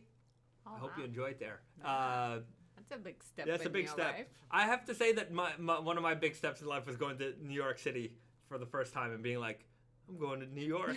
Like it really, when you're, I don't know how old you are, but I remember. What I have to say, just back to like Risa romance. But one time I went to Japan to visit Risa on like an absolute whim. Like, it was like October. It was Canadian Thanksgiving. And it was every year actually, like the same weekend, we have a holiday. I think Monday is some kind of holiday. So we just realized like, wait, do we have the same 3-day weekend? Yeah, so it was like a Tuesday. It was like the Tuesday before the Thanksgiving long weekend in Canada, and we're chatting, and I'm like, oh, you have a long weekend this weekend? I have a long weekend this weekend. And like, I just booked a flight to Japan like during that chat and went to Japan for the weekend. And that was one of my like, I'm like, I think I'm an adult now. Yeah. Like when you can just go somewhere for like. When you can take a 12-hour flight to somewhere on a whim. Yeah, that's an adult. That was a big adult moment for me. I'm like, I'm going. In the past, I always felt like going on a trip was like this thing you had to plan out and this, and I'm like, no, you can just get on a plane and go somewhere, and that was that. Well, sometimes it doesn't feel like it, but yeah. Yeah. That day. That was I had to put on my big boy pants that day. Okay. Did you bring the KFC for the holidays for Japan? Not this year. Not this year. In fact, we've never done that in Japan. One time in Canada, we ordered KFC for Christmas just because we thought it'd be fun, and it was fun. Yeah. But for those people who don't know, KFC is a big deal here for Christmas. They pretty much corner the Christmas chicken market. Yeah, Christmas chicken market. There's not a lot of turkey here. They really don't have a lot of turkey here, but like they do have whole chickens at grocery stores. You can cook them, but not a lot of people do that because it's not a family thing so much. Like we do it as a family, but like other families, they're more of like a friends or couples thing. Yeah. So people buy KFC. Therefore, you can't buy it on the day of the Christmas or the day You got to before. pre-order it like a month in advance. 93 LG is writing, KFC is a big thing. How did KFC become associated with Christmas? Because they started marketing it. Yeah. But like before, and so it's just in the culture's mindset. Like now everyone just kind of tries to imitate KFC, and they're like, oh, we've got fried chicken for Christmas. Get your fried chicken box for Christmas. And like every retailer's got that, but like you go to KFC like a month leading up to Christmas, they got signs on the door like, sign up now, this thing is sold out, you can still order this. And by the time Christmas Day is there, or Christmas Eve, there's a lineup around the block at KFC for you to pick up your KFC. And but not. You cannot drop by and get a KFC. Yeah, you can't go in there that day and get KFC. Yeah. Even if you wanted to eat a meal right there on the spot, they don't have nothing for you. It's... I'm sure they have fries. They might, maybe, but I hope KFC is better in Japan than in Canada. It was when I was a kid, certainly, and it's not because I was a kid. I know for sure that it was good back in the days. Now, I think it's just, I don't know, they changed the recipe.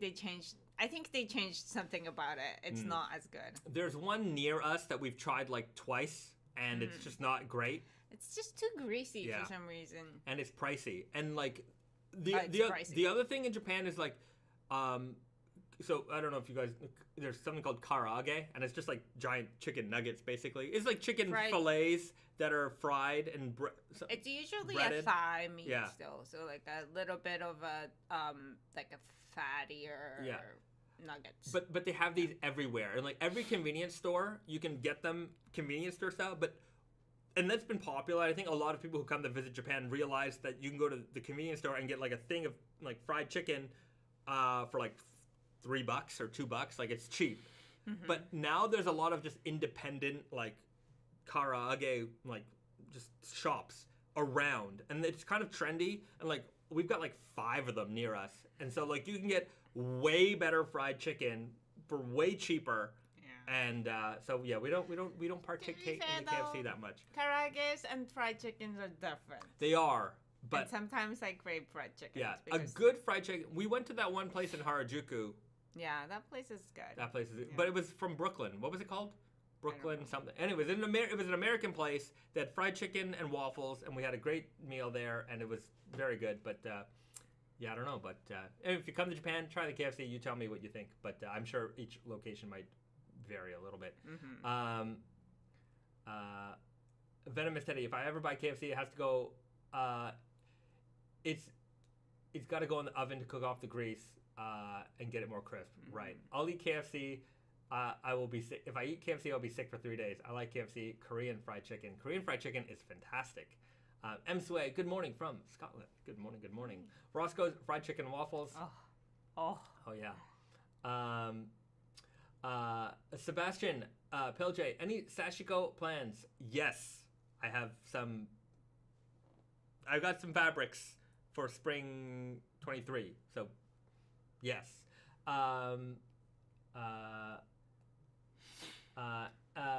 Will you make suriyami garments again?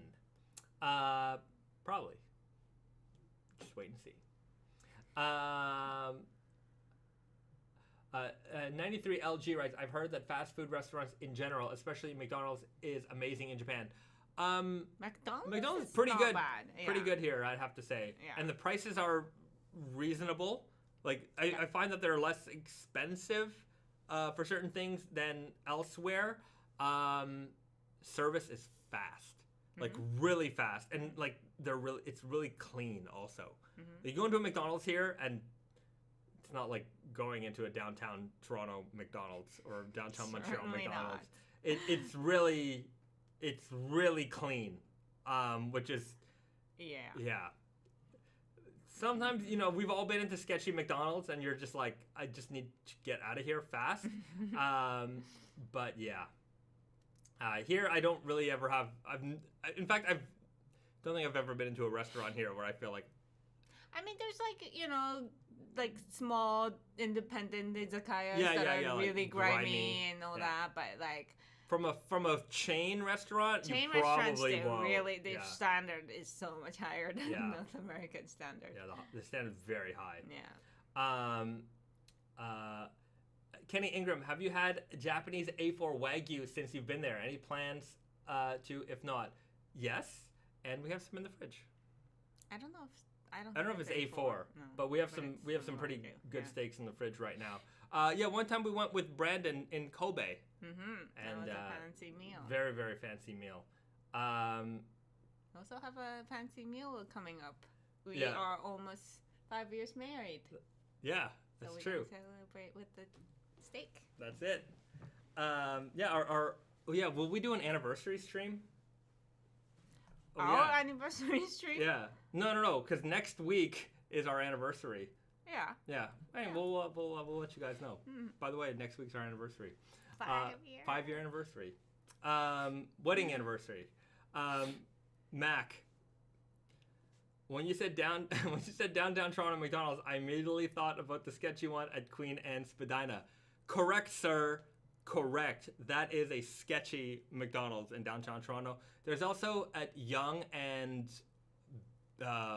what station is it? It's like, oh, I'm forgetting my stations now. Somebody will correct me in just a moment. Downtown Toronto, not far from the Holt Renfrew. Young and something. Somebody tell me. You're gonna know. You will know. But yeah, there are some that are that are sketchy. Young and Dundas. No, more north.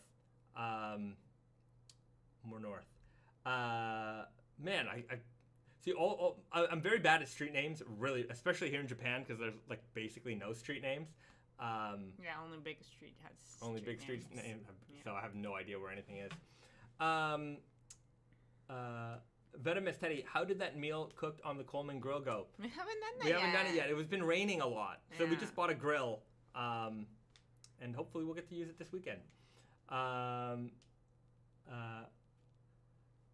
Francisco Michael, I went to a McDonald's in Macomb, Georgia. It only had a screen door, barefoot customers, super sketch. Yeah, screen door. That's pretty interesting. You know what? There's I forget the Instagram account that I follow, but they highlight a lot of old restaurants, and they go around America and they photograph McDonald's, Pizza Huts, this kind of stuff, and basically they're looking for like this is the 80s design McDonald's, and less and less, more and more McDonald's are upgrading and changing their signage and decor. But sometimes you'll find these like super old school ones, and they're kind of fun to look at. It's like a time machine. But even those, a lot of those are getting upgraded out, and there'll be fewer and fewer of those around. But I saw a thing on Dunkin' Donuts, and the original Dunkin' Donuts is still open. And even though they're not Dunkin' Donuts anymore, they're just Dunkin', which I don't like. Dunkin' Donuts. Anyways, fast food talk, like good old fast food. Dawson writes, have you guys ever done a Sukajan? Would love to see one from the MIJ line. Yeah, somebody asked me this the other day. So the thing about Sukajans here in Japan is that even in Japan, most of them are not made in Japan anymore. Like a lot of that has been just moved to China made, and the made in Japan ones are very expensive. There's probably only a few people who are left that can do that, because sorry, go ahead. Embroidery on the back, the proper Sukajan made in Yokosuka and all that, it's just controlled by hands, similar to something that I do with the chain stitching, but it's a little bit I think it's harder. It takes more skills too, and there's not many people who do it. Yeah. So even the brands in Japan that have been known for it, for example, we were thinking about bringing some in for Tate and Yoko, and our rule for Tate and Yoko is made in Japan, made in Canada, made in USA, and the entire line was made in China, except for one jacket, and it was it made it impossible for us to even bring them in. So, and a lot of things, even if the jacket is made in Japan, sometimes the stitching is machine embroidery. Yeah, so, it's not done by hand anymore. Yeah. So it's if we're gonna do it, we have to go all the way, and then if we go all the way, it's just gonna be. And for those people who don't know what a Sukajan is, I have one here. Yeah. That one's great. So this is a vintage one, and so it's these souvenir jackets, and all of this stitching is done by hand. So it's it's machine done, but operated by hand, and it's incredibly intricate, and you just don't get. I mean that skill didn't transfer down to the younger ages so much. So I mean this one is pretty ratty. It's old. They're often reversible, right? So I've got the eagle on the inside here. And yeah, this one's very delicate. You see it in the video sometimes in the background. I love this jacket, and I would like to make them for Naked and Famous, but I think that it doesn't really...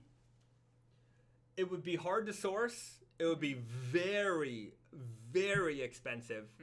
Very expensive. And I would say that the people who are still making it in Japan just get those ones. Because like we wouldn't be able to really add anything to that, right? Yeah. Like, you know, those guys they find old jackets and they'll recreate them and things like that. So, you know, they're the experts of that. I'm not the expert of that. I appreciate them. I'm sure we could figure it out, but I'm gonna leave it to them to do that because this is them, and I'll leave it in their ballpark. So yeah, if you can find one, a real one, get it. Yeah, I wonder if like, it's probably hard to find already.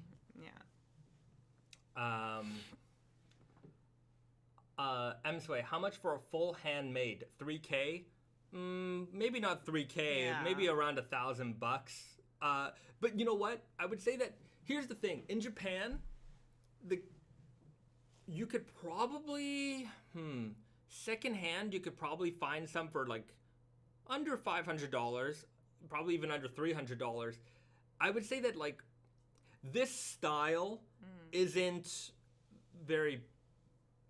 There's one thing, like, you know, in the West, when you see people wearing, like, kimono shirts and things like that, like, it's cool. But here, I think sometimes it's not seen as, like, I don't know. No, this was, like, a big trend, and I think that kind of ruined it for everybody. Maybe. Like, it was just, like, everybody, you know, from the lowest price point to highest price point was making Sukajans, and that was kind of, like, now that it's over, like, you know, it just... the value kind of went down with it. Maybe. But, finding vintage ones...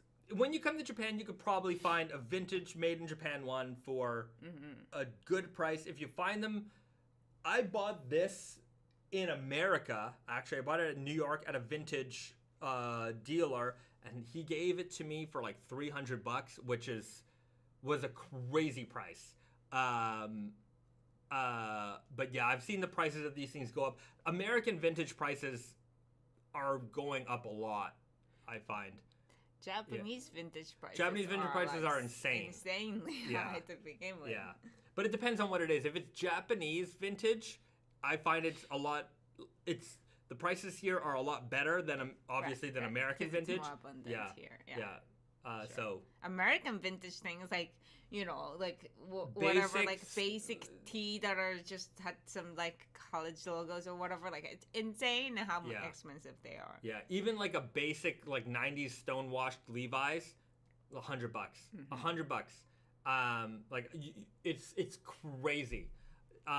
So yeah, I mean the price for everything is going up. We're trying to keep our prices low.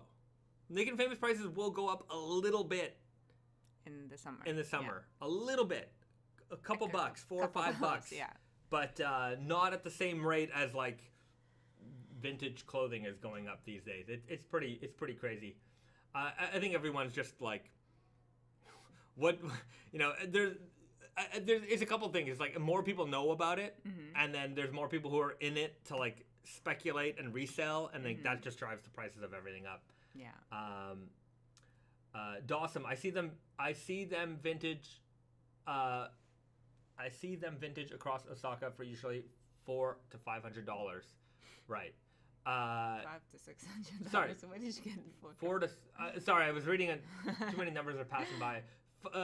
I see them vintage across Osaka. So for Sukajans for $500 to $600. Yeah. It can all depend for sure. I can do $4 to $5. That's okay. Yeah, that's speaking about the Naked Famous Denim price increases. Yeah, they're not very not big, but you know, trust me, still breaks our hearts. Yeah, we're fighting back on like, but like we're getting it from everyone. It's like the transport companies want more, the cotton costs more. Everybody wants more money, and we're just like we absorb so much of the price increases, and we're just like, okay, we'll increase it a little bit, with a heavy heart, we increase it a little bit. Yeah. Yeah, we're The other thing is, like, even with like currency fluctuations, like we don't change our prices.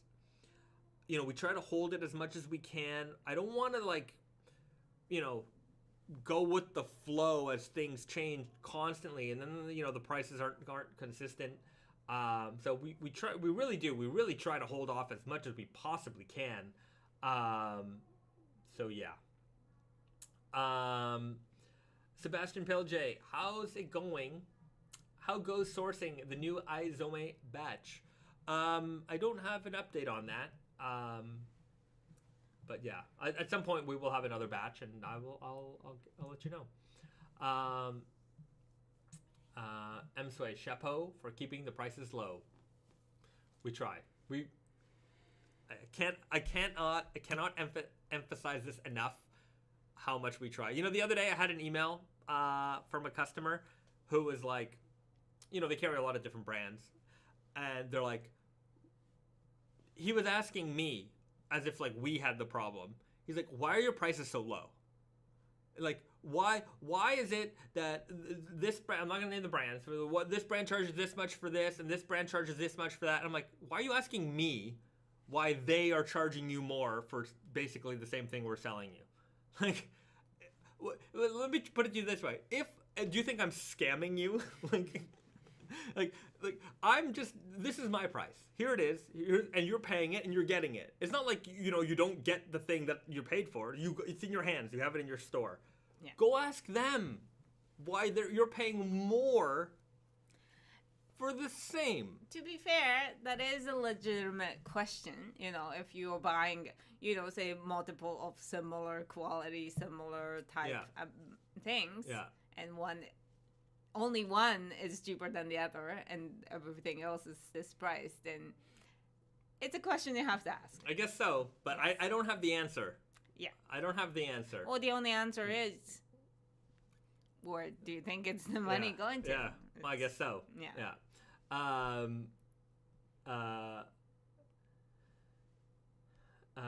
Kenny Ingram, you're undercutting everyone and doing it in Canada. Big props. We try. Richard Meza, how dare you sell dope denim for less? Believe me, that has pissed off a lot of people. Yeah. And yes, like there's a big advantage that we have that a lot of people don't have. Yeah. There was, before Naked and Famous Denim, the price of a basic raw jean was $300. It was $300. Basic raw. Nothing special. $300. You get one for $250. Maybe you were lucky, but it was $300. And we broke that, and we broke, like, people, like, they weren't happy. They were comfortable selling those $300 jeans. And look, you know, I've seen the prices creep back up, and we're just like, okay, we have to change the price from 178 to 181, and we're like, oh Jesus, like, yeah. So I don't know, where's that money going? I'm not sure.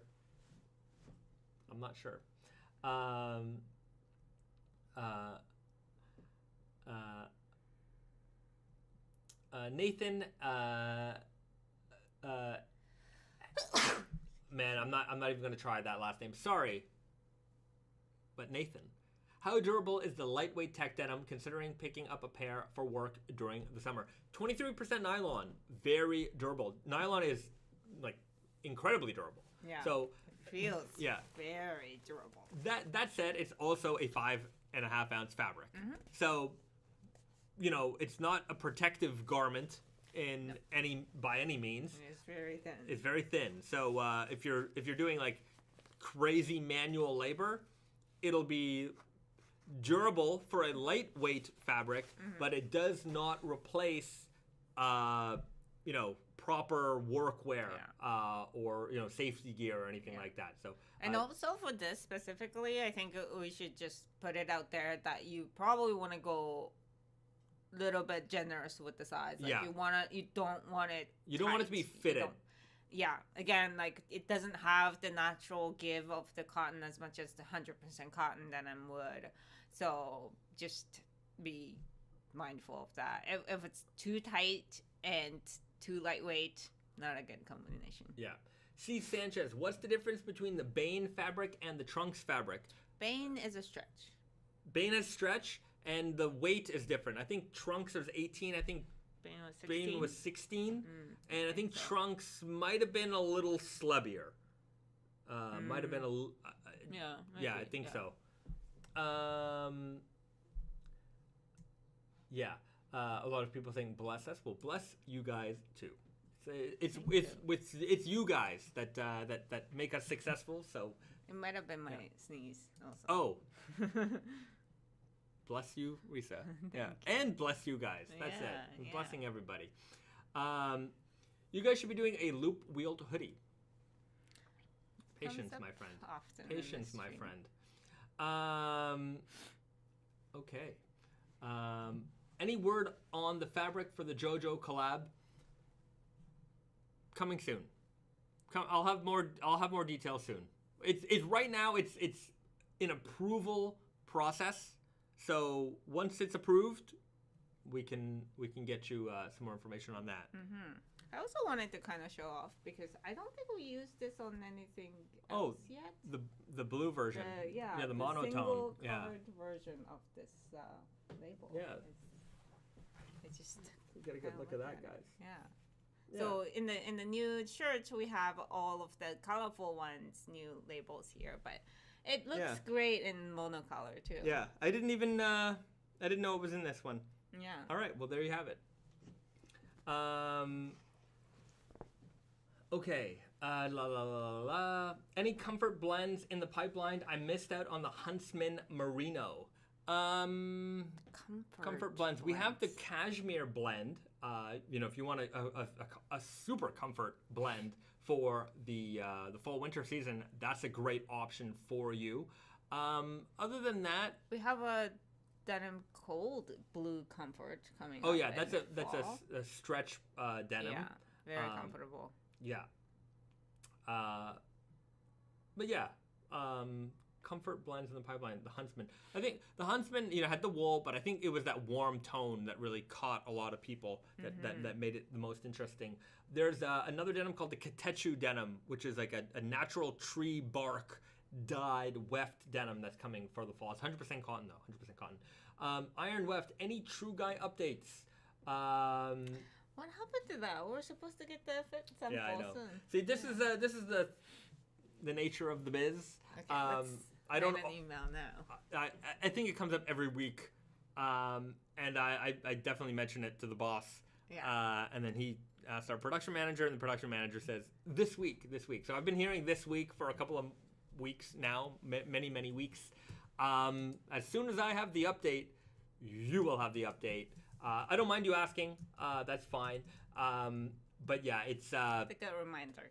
Yeah, it's a good reminder, and hopefully soon. I wanted to have the production out by May, June. Mm-hmm. I don't think that's happening. Mm-hmm. But yeah. Hopefully soon. Pedro Cortez. I noticed the cell patch was different than the final production. Do you happen to remember why it switched? I do remember. This is a good one. Because we forgot to change it. Yeah. So we changed the that was the production. The production one was the original leather patch, and then we changed it to something else because we liked the other art a little bit more for the patch, like just the rectangular. Yeah. And then when the production went through, they didn't update the information on the the production sheet, so it had the original leather patch info, and that's what happened. Yeah. Sometimes mistakes happen like that. Yeah. And that's exactly what happened. But it's still nice. Still nice. But yeah, let me put it, you know what? So few people noticed that that I didn't mention it. It was also a while ago where this time with the suede with the suede patch, I'm we're really putting it out there, but back in the days we had less audience. Yeah, we had less audience, and we had less we didn't have the YouTube video, and even I think we did blog posts for that, but anyways, it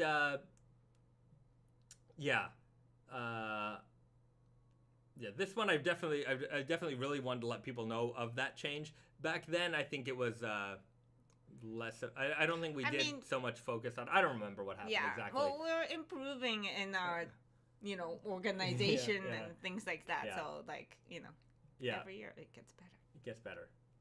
Kenny Ingram, circular knit jeans. Do you want knit jeans? Those are called sweatpants. Sweatpant jeans. But yeah, I don't think you can you would have a very wide leg on those sweatpants. Yeah. Circular knit is you can only go from here sizes. To here. Yeah. Yeah, I mean you can go, but you can't go bigger than a certain size, and you can't go smaller than a certain size. Yeah. And legs are generally way smaller than your torso. Yeah. So. Pedro Cortez, I caught that going through old YouTube videos, and I was like, what? Yeah. I think only now the cat's out of the bag, but I think before you, literally one other person ever mentioned that. Mm-hmm. Yeah. Probably. I don't know. So yeah, it's good eye. Yeah, good eye. I'm just trying to think. There are probably a few things that you will note. There are certain things there's sample changes, and then there's, but yeah, some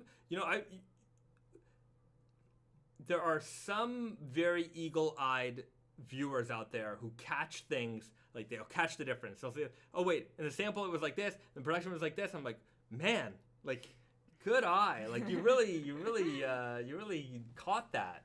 Not that we're trying to pull the wool over on anybody. It's there are sometimes things change, but the fan base is strong.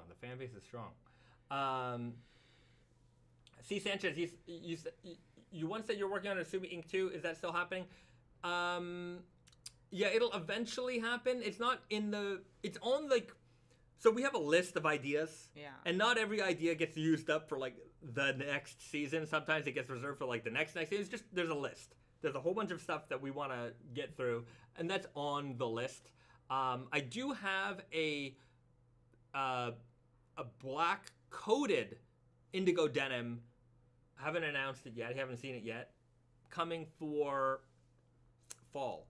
So in part of my end of the year planning. So there's a couple of just smaller production runs that I'm planning out, and that will be part of it. I don't have anything to show you, but that is coming. It's gonna be non-selvage, wide width. Non-selvage wide width. Yeah. I think with stretch. Yeah, I'm pretty sure. I have to double check. There's a lot of specs in the brain. C. Sanchez, Sumi ink was my very first pair of selvage denim ever. Do you remember what the base fabric was? I don't remember what the base fabric was. That I wore the Sumi inks a lot too, and that was one of the jeans I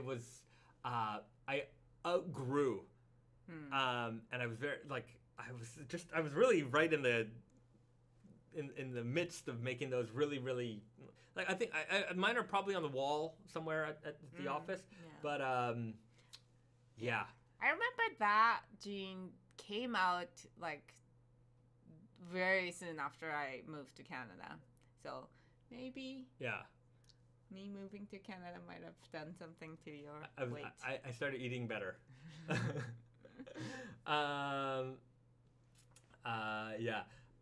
Circular knit skirts. Risa will need to include them in an upcoming collection. That's not a bad idea. Not a bad idea.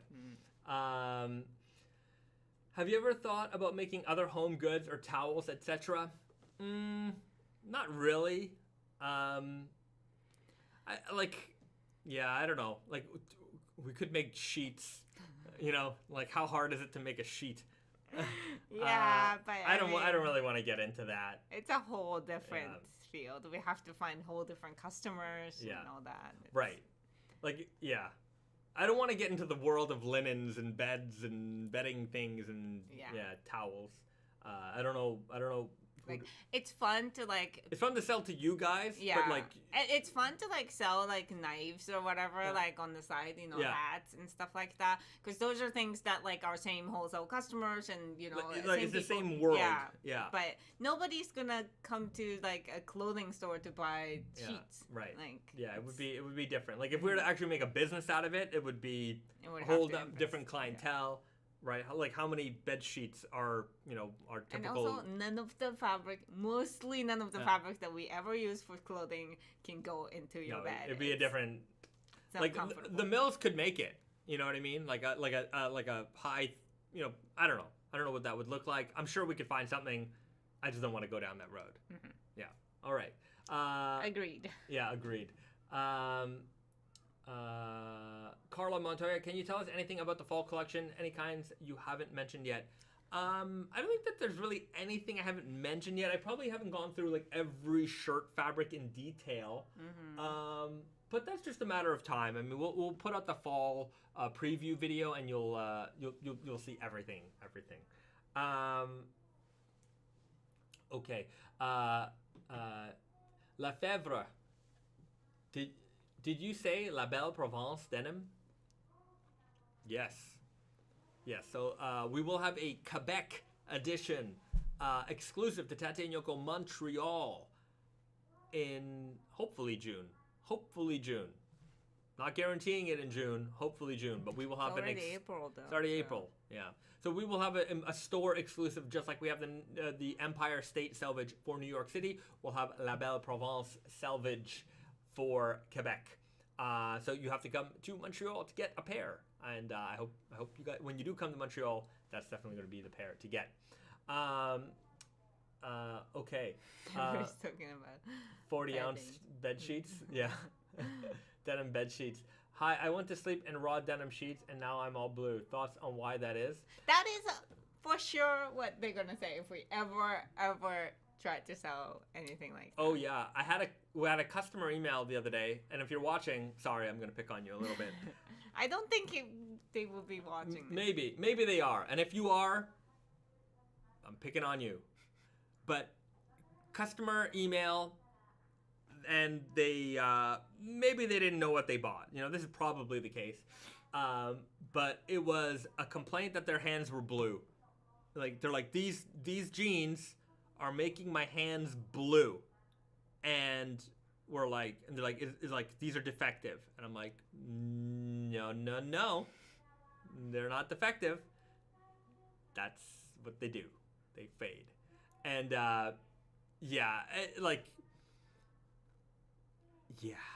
sometimes I guess I'm sure some people buy the things that they don't know what they bought, but I mean. And you know what the other thing was? It was like I've had these for a while. Like they've worn them for a while, and they're like they're starting to make my hands blue. I'm like, yes, your blue jeans will make your hands blue. You bought raw blue jeans. Yes. Yeah. I mean, like I didn't say it like that. Yeah. You know what I mean? No. But, to be fair, it's a lot of people don't know that. I don't know if they don't know. Yeah. I do remember no understanding what the thing about denim was. Yeah. I think. It's just, it's not, when you see it, like, okay, it's blue pants. And some of them are lighter blue, some of them are darker blue. You don't really get it. Yeah. Right. One time, early Naked and Famous Denim days, we had a customer in China. We shipped them a shipment. And the government, I guess they check everything, and they seized the package, and they said that they're not delivering them to the customer. They said that the jeans don't hold up to China's quality standards because they weren't color fast. Yeah. And it was like, what? There's a quality standard for China? That was my first thing. I was like, what are you talking about? And I'm like, this is by design. And then we had to go back and forth and explain to them that this was by design, supposed to be like this. And anyway, eventually it got pulled through. But I'm like, what is this?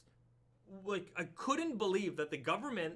Look, governments open packages all the time. That's normal. Like, almost everything that comes from Canada that gets shipped here In fact, everything that gets shipped to our house is opened by the government. It's like it's got the tape on it, so it's been inspected, it's been opened. Yeah. Customs opens everything. So China Customs is opening this package and being like, jeans, better test them for color fastness. I'm like, yeah, I just want to know if they do that to every single clothing shipment. Yeah. Like, do they test tensile strength test and color fast and all of that? That's a lot of work. Are they testing exports? Like, you know what I mean? Like, look, we can sell you the garbage. We're not letting that in. But I thought it was unbelievable. I couldn't believe it. Also, funny story. We were shipping to Saudi Arabia, and we had to remove all of our hang tags for reasons, but the leather patch was okay. And I'm like, huh? I was very confused by this. It doesn't have the color, then it's not it's realistic enough. Yeah, I guess so. But I thought that one was funny. And one time we shipped to that customer with the hang tags by accident, and the government seized the package, and then we had to reroute it to Turkey. And I guess somebody had a family member in Turkey who then took the package, removed the hang tags, and then resent them back, and it got through. But it was like, thank God for that family member. Thank goodness. but like, I'm like, I just couldn't. I'm like, the leather patch, it's there. Anyways, I'm not gonna.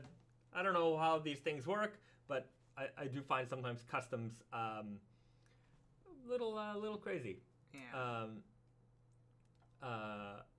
Can't wait to get that August heat crocking from my Indigo waffle Aloha. Yeah, sometimes just the humidity is gonna help fade your Indigo garments. Kenny Ingram, these jeans are not staying blue. Why are they fading? This is ridiculous. Yeah. Is it true that Canadian Customs is extra jerky? Yes, I am going to say yes. Yeah. Also, somehow, American immigration officers that are in Canada, they have the same attitude. A lot of flights go from Canada to America, so a lot of the American immigration happen on the Canada side, like in Montreal Airport, Toronto Airport. They have the immigration already before you even get on the flight, and those officers, for some reason, they're like, I don't have a problem when I fly to American. Yeah, when I'm in America, they're nicer. Within America, when you're going through when we were flying from Europe to New York, we were going from Paris to New York, customs there, cool, no problem. But I always get if we're driving to New York from Montreal, the land border guys are kind of cruel, nice. And the immigration officers that are stationed, American immigration officers that are stationed in Canada, not good. For some reason. I always feel like I'm getting the second degree when I'm coming into Canada. Where were you? What are you doing? And they're very cold about it. And Canadian immigration, I think in general, they're very strict. Yeah. And they're very suspicious of you. Yeah, I feel like I'm a criminal coming home. I'm like, I didn't do anything, but I'm just like, yo, maybe, But when I come back to Japan, no problem. Here's papers. Okay, cool. Come on in. I'm like, I've never had an issue. In France, customs is amazing because they don't care at all. France is my favorite. They're just looking at you. They're just I'm keeping an eye on you, but I'm not gonna do anything about it. Yeah, France customs. God bless you. You're the best in the world. French customs. They don't you. Where are you coming from? I don't care. Come on in. You're welcome to France. Welcome. Yeah. Enjoy your stay. In fact, they won't say that to you, but no. They're not happy you were here. Yeah, they just could care less. Another person. Yeah. Fine. But I've never been asked why I'm coming to France when I go to France, and I've been there a million times. They never talk to you. Even when they say hello, they never respond to me. They just stamp your passport. But every time I come back to Canada, they want to know everything. And they want to know quick. Yeah. I usually let him, because we go through together. I let him enter because I just panic. Yeah. Because their questions are like this. And like you feel like if you don't say it like exactly right away, the way they want it, that like go over here. Yeah. I used to keep a track of all of the times. Yeah, because they don't do the marking your numbers anymore because you do all the custom stuff on the computer. But I used to keep track because I used to get pulled in like all the time. And then at one point I just stopped getting pulled in. But for a couple of years, like I was basically guaranteed to get pulled in. So I was just like not happy with the whole going home situation. Yeah. And you know, every time they go through all my bags, they find nothing. There's nothing in there because I don't lie. I don't lie on those forms. I'm like, I don't know what you're looking for from me, but I think at some point they realized that like maybe I have a profile, like we've pulled this guy in 90 times and we've never found anything, so stop bothering him. I'm probably in the system. Oh, I want to be on that list. Yeah. M Sway, Viva la France! What a bunch of top tier lads. I would agree. Yeah. Okay. Kenny Ingram, great. I didn't answer your question in a millisecond, so now I'm getting my denim checked. Yeah.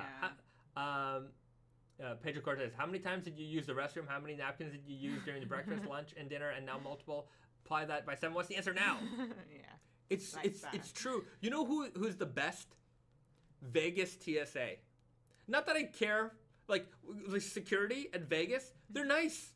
Oh, this way, sir, ma'am. Yeah. Like it's just like it's so pleasant at the Vegas McCarran Airport. I have to say, McCarran Airport, you do a good job there. Yeah. In general, I think in America, I've only had like one bad experience at I think New York or JFK or something.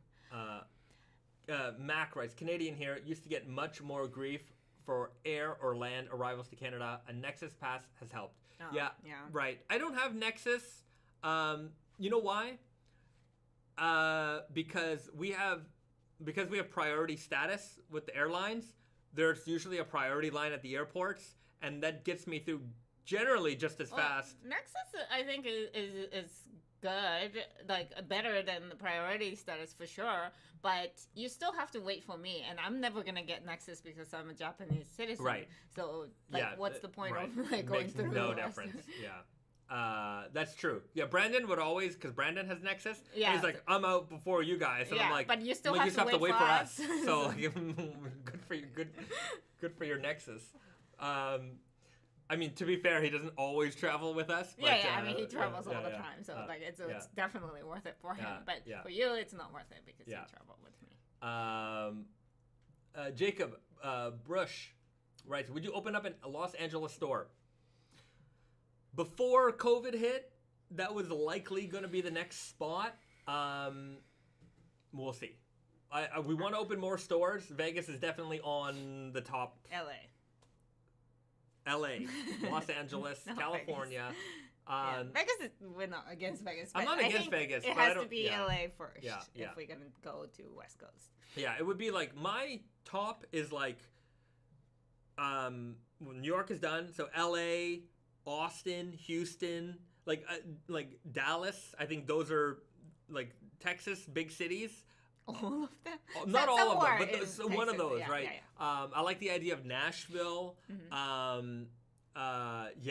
Like big cities where we don't have a lot of representation. Like LA is another one of those places. Like it's a big city. We sell a lot of jeans. We actually don't have a lot of representation there. So, like New York was exactly the reason for that. Like big city, a lot of customers there. Not a lot of representation. You know, New York, like Barney's was gone, Atrium was gone. Those were like some of our biggest supporters in New York. And like with those retailers gone, it was like people can't find our stuff in store. So make the store. Richard Mays at San Francisco. Yeah, San Francisco would be another option. So you know, I mean, it's like all these cities.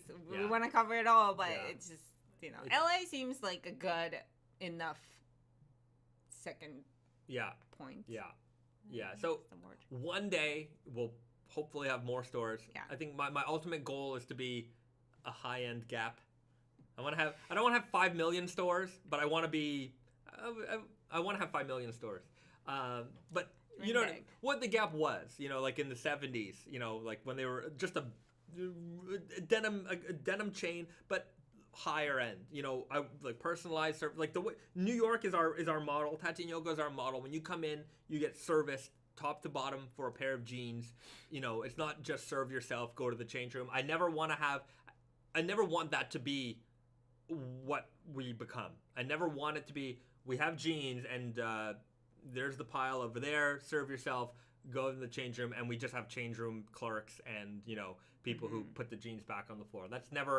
I never ever want to get there. But if we could have a dozen stores one day or more, and every one of those stores is like full service, that's the goal. Yeah, Chicago is also a good Chicago, option, yeah. Or Indianapolis. There's a lot of places that we need to be in for sure. It's a manpower thing. I feel like I don't get enough sleep already. I can only imagine what adding 2 or 3 more stores is going to do. But it's also like New York was a little bit easier because, we're so close. Yeah. And Brandon had already like a lot of connections where like, it was easier for him to travel. Yeah. It's easier to like find places.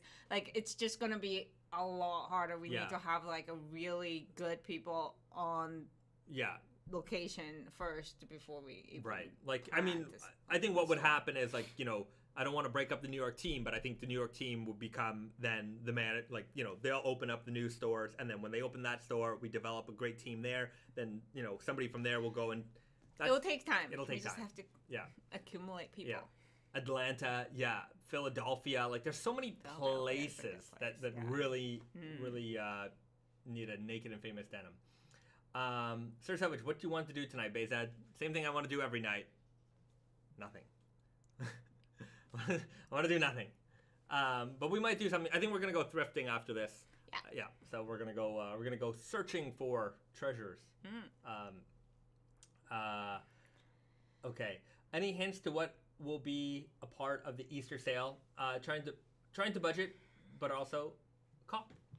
Yeah, I'll explain that, and then we'll get into snack time. So, what's going to happen? So, this coming Wednesday, we will launch the Easter sale on tattooandYoko.com. If you go there right now, everything that's in the 20%, 40%, and 60% area sale section will be marked down further. So, the 20% will become 30, the 40% will come 50, and the 60% will come 70% off. I've already moved everything that is going to be in those sale sections into their proper sale category. So I've added new items to the 20% category. I've done further markdowns on some items. So everything that is currently in the sale section now is what's going to be on sale for the additional discount. There might be a few things moved here and there, but I would say that 99% of what's going to be on sale is already there. So those are going to get further marked down. If you want, you can take advantage right now. And, some stock might be more limited than others. So there's something that you see, it's only got, anyways. If you want it, you can get it now and whatever. I mean, you'll pay a little bit more than what you would on Wednesday. And then we'll do a 15 or 20% markdown on most of the non-Naked and Famous Denim items, excluding some newer arrivals. And then we'll probably have a couple of just other bonus deals like $98 jeans, $120 jeans, stuff that isn't currently marked down. We'll have a special price for that, and then you can take advantage of that. So on Wednesday, the email will go out to our email subscribers letting you know that our sale is on. So you definitely want to sign up to the Naked and Famous Denim. So there's there's Naked and Famous Denim email list. So you can go to nakedfamousdenim.com, sign up there. Naked and Famous Denim NYC, that's the same list. Naked and Famous Denim and Naked and Famous Denim NYC is the same email list. Tattoo and Yoko is a separate email list. So there will be you can sign up there. Sign up for both. Get both the emails. Oftentimes the content is the same, but anyways.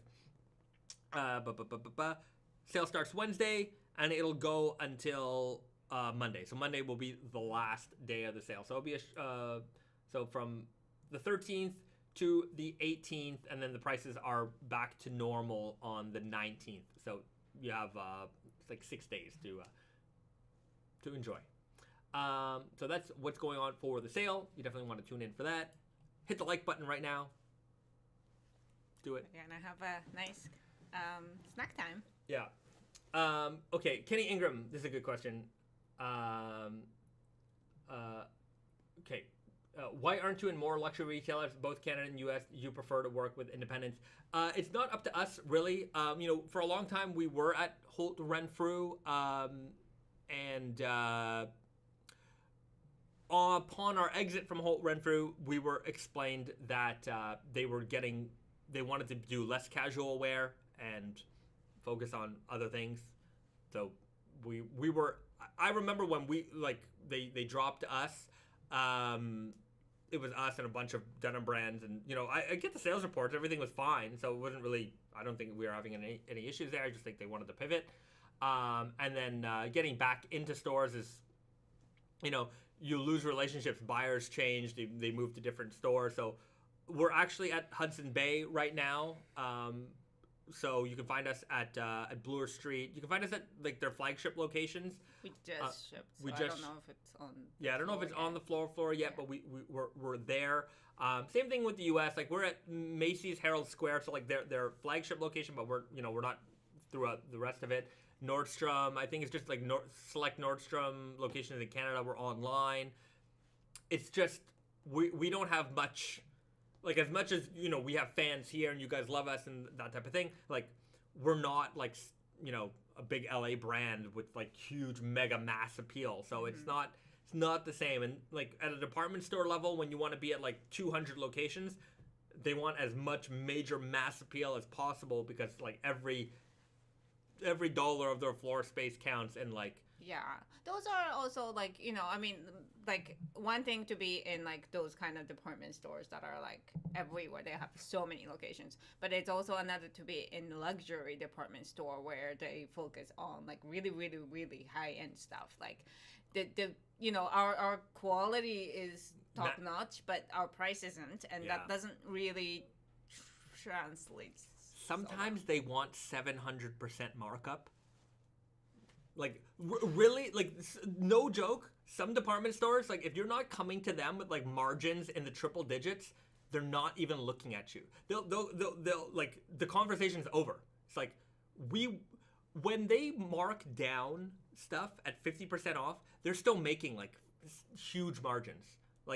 That's the point of some of these luxury brands. It's we provide you with incredible margin. Unbelievable margin, so that even when you ultimately put us on sale, you don't lose a penny. And we cannot provide that kind of margin to our retailers. The thing is, we choose not to, right? Yeah. We want to have the proper price that are not a ripoff to start with. When you come down to it, a lot of those super high end things that are so much more expensive than our stuff, the cost is cheaper than ours. Oh yeah, for real. Go after this live stream. Don't do it during the live stream. After the live stream, watch it to the end. Go and look on a luxury brand's website and see what they sell a pair of raw jeans for. Just it's a basic pair of raw jeans, leather patch, generic rivets. They don't even have branded rivets. Mm-hmm. Maybe it's Selvedge, maybe it's not. Okay, who cares, right?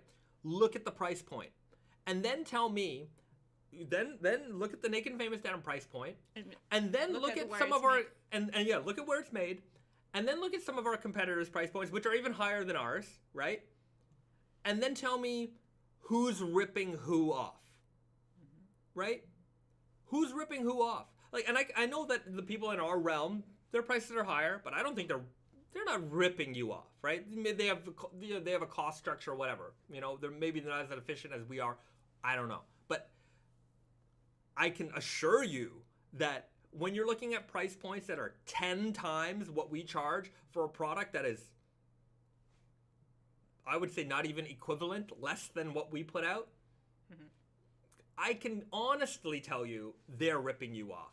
Mm-hmm. Now, they might have a better celebrity in their ad, and they might have a bigger ad campaign than we do. And those are costs. It is costing them. That costs a lot of money, but you're paying for it. Yeah. So it's up to you as a consumer to decide if you want to pay for those things or if you don't want to pay for it. But to be fair, like, you know, you have to be visible and to be big, and that's just a legitimate, you know, thing.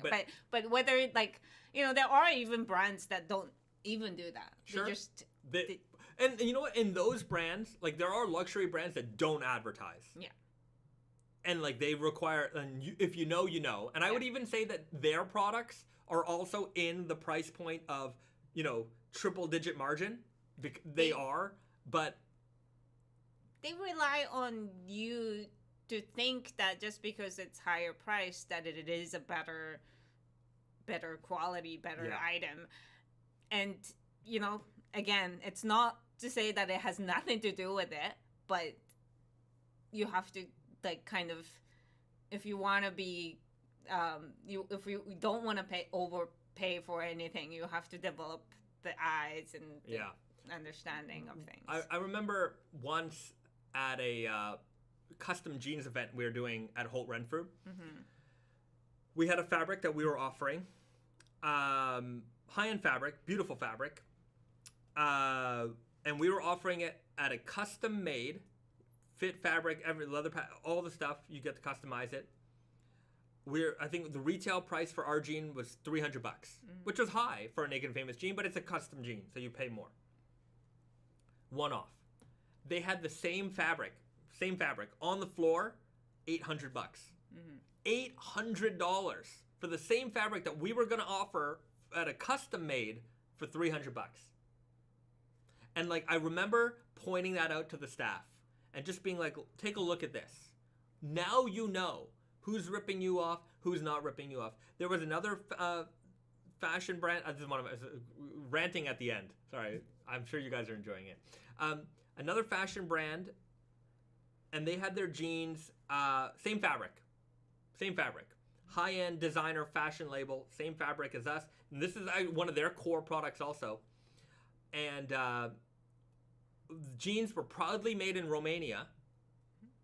So, and you know what I love is that a lot of brands will do that, and then so they used to say what country, now they say made in EU. If you see made in EU, it was probably made in, you know, maybe the more questionable parts of the EU. But our jeans, $135. Their jeans, it was like $500 or $600. And, you know, I would bring them to the product knowledge seminar. I'd say, here, look, and tell me what's the difference, right? Oh, you get, see, we don't have that little symbol. And it's true, man. It is absolutely true how much they're ripping you off. And look, you're free to spend your money however way you want. That's fine. You do it. More power to you. You got money to blow it all. And also, I mean, you know, not to knock it, like, certain design or fit or whatever. Like, if it's not available anywhere else, go for it. Yeah. Whatever. But like, you know, it's funny because we're also in this, like, very specific, jeans is a very weird clothing item that are, like, you know, it's basically the same other than fits. Like, all the designs are basically the same. Right. It's not like where you can, like, you know, be creative with. I mean, if you want to have one bootleg, one skinny leg, okay, you know. Exactly. It's like motorcycle pants, okay, fine. So you're comparing like very similar items. Yeah. It's hard, like, to justify the price, to actually justify the price difference. You couldn't do it. There's no mental gymnastics that you could do to say to me why that jean at 10 times the price is worth it compared to like one of our products. Now, if you were to be honest, and I wish people would simply just be honest and say, oh yeah, the retailers here require a certain price point because they're going to sell a little bit of it at regular price to their top line, you know, people with all the kind of money in the world to spend. And then we're going to mark it down, and then we're going to sell it on sale progressively. And people who are feeling like they're getting a deal are going to buy it, even though they're not getting a deal. We're completely lying to them about getting a deal. because this is all by design, and then we'll just keep marking it down until somebody ultimately buys it for, to whatever percent off, and we're still making giant margin on this. Huge. And that's why a brand like yours, Naked and Famous, when it goes on sale, we make no money because there's, not enough of, this ridiculous margin in here for us to just fool the customer, right? So that's a long answer to why we aren't in Yeah, that was the start of the topic. And luxury stores sometimes it's hard for us because it's not really the matter of whether we're popular enough or we make good stuff. It often comes down to how much margin you can give them. Yeah, so they're definitely looking for that, and we're not gonna play that game. So yeah, you know where to find us. We're sold at where better jeans are. I was watching old ads the other day, and one of the slogans at the end was like a toy commercial. Sold where good toys are sold. I want to start saying sold where good jeans are sold. That's it. You want to find us? You will find us at the good stores. Feeling guilty buying Naked and Famous on sale. Sorry, don't feel sorry. No. Don't feel sorry about that at all. However way you can get a pair of Naked and Famous denim, get it. I don't care. That doesn't bother me one bit whatsoever. Get them on sale. That's fine, right? We have inventory that we need to move. Sometimes there's more of it than we have. Whatever. There's last ofs. You got to get rid of it. You got to sell it. And you can offer it at a deal. Yeah. And I'm happy to offer you guys deals. It happens. Anything that we offer on sale, it's up to us to decide if we can sell it at that price, and then that's our decision that you're dealing with. So don't worry about it. That's not a problem. My problem is when people fake sale, right? Mm-hmm. Yeah. It's made by design to go on sale because they know that not you guys are really smart, but the people out there are dumb, and they're gonna think that, hey, this $1,000 pair of jeans that probably really should have only cost $150 are now only $500, and that's a great deal. I've got a $500 savings, and it's like, no. They've got still a huge margin on that, and you're the sucker for believing it. So there's a lot of product out there that is designed specifically for that, and we don't play that game, so we don't get to play in that world. Fine, we're around it, we dabble in it, but that's just the way of the game right now. Look at the price of luxury t-shirts nowadays. Yeah, you'll see luxury, quote unquote luxury, $600 for a printed t-shirt. I don't know what they're using in that ink. And sometimes it's licensed shirts, right? And it's so they got the graphic from the company they licensed it from. They put it on, $600. Mm-hmm. Cool, man. You want it? It's yours. I would rather wear a wad of cash as a necklace than spend it on a stupid $600 t-shirt. That's up to you. It's up to you. That's how I would do it. Everybody. Yeah. Okay, different strokes for different folks. Exactly. Rant time over. Snack time on now. Risa, what do we got?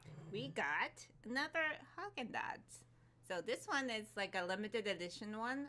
It's based off of a classic Western confectionery. Yeah, confection.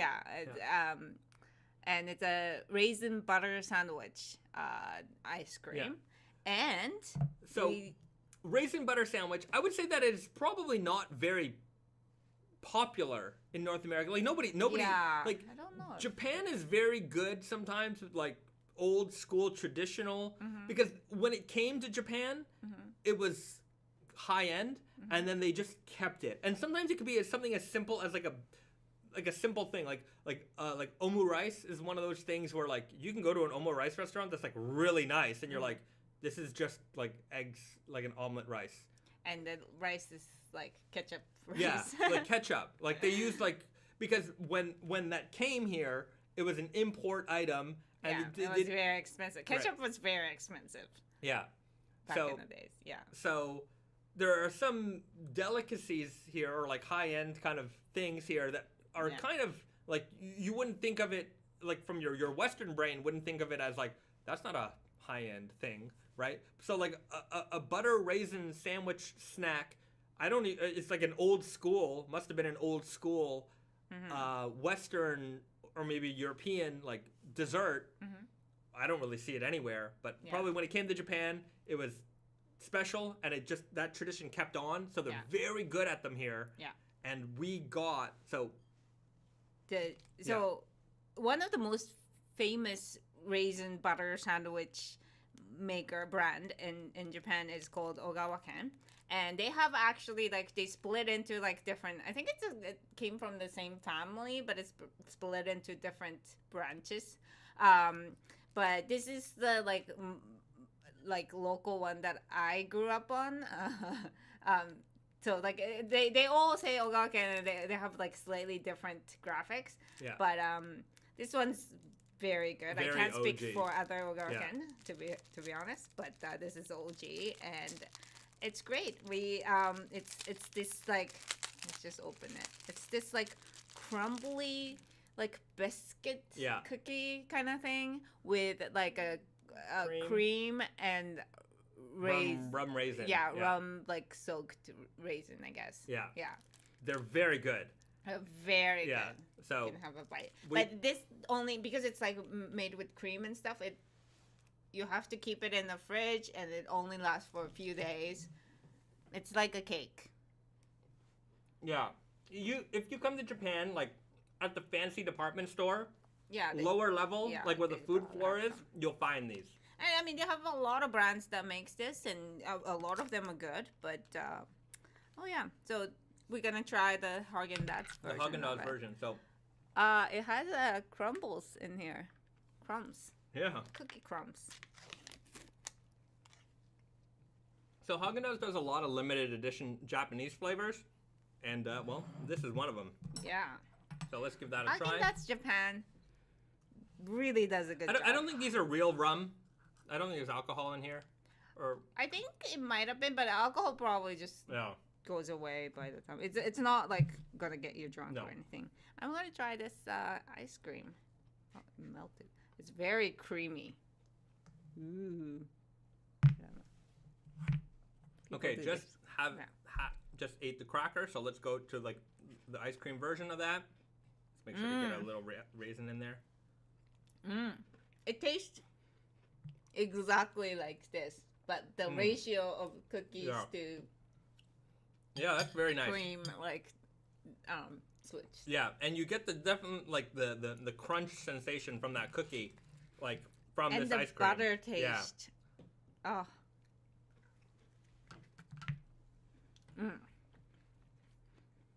Oh yeah, it's very buttery, very nice. Yeah, it's a very good like. And you get that rummy kind of taste, that taste at the end there. Very accurate flavor, I would say. Yeah. So that is the Raisin Butter Sandwich Haagen-Dazs Japanese Limited Edition Ice Cream. Yeah, high marks. I don't know what I would mark that as an ice cream flavor. It's pretty high up there. I'm gonna give that an 8.2. 8 is high. That's an 8 level ice cream for me. That's my go-to for like a high level points. I don't know. It's hard because like am I deciding on the taste of this by itself, or just the fact that how perfectly it imitated this taste alone. Taste is all that matters.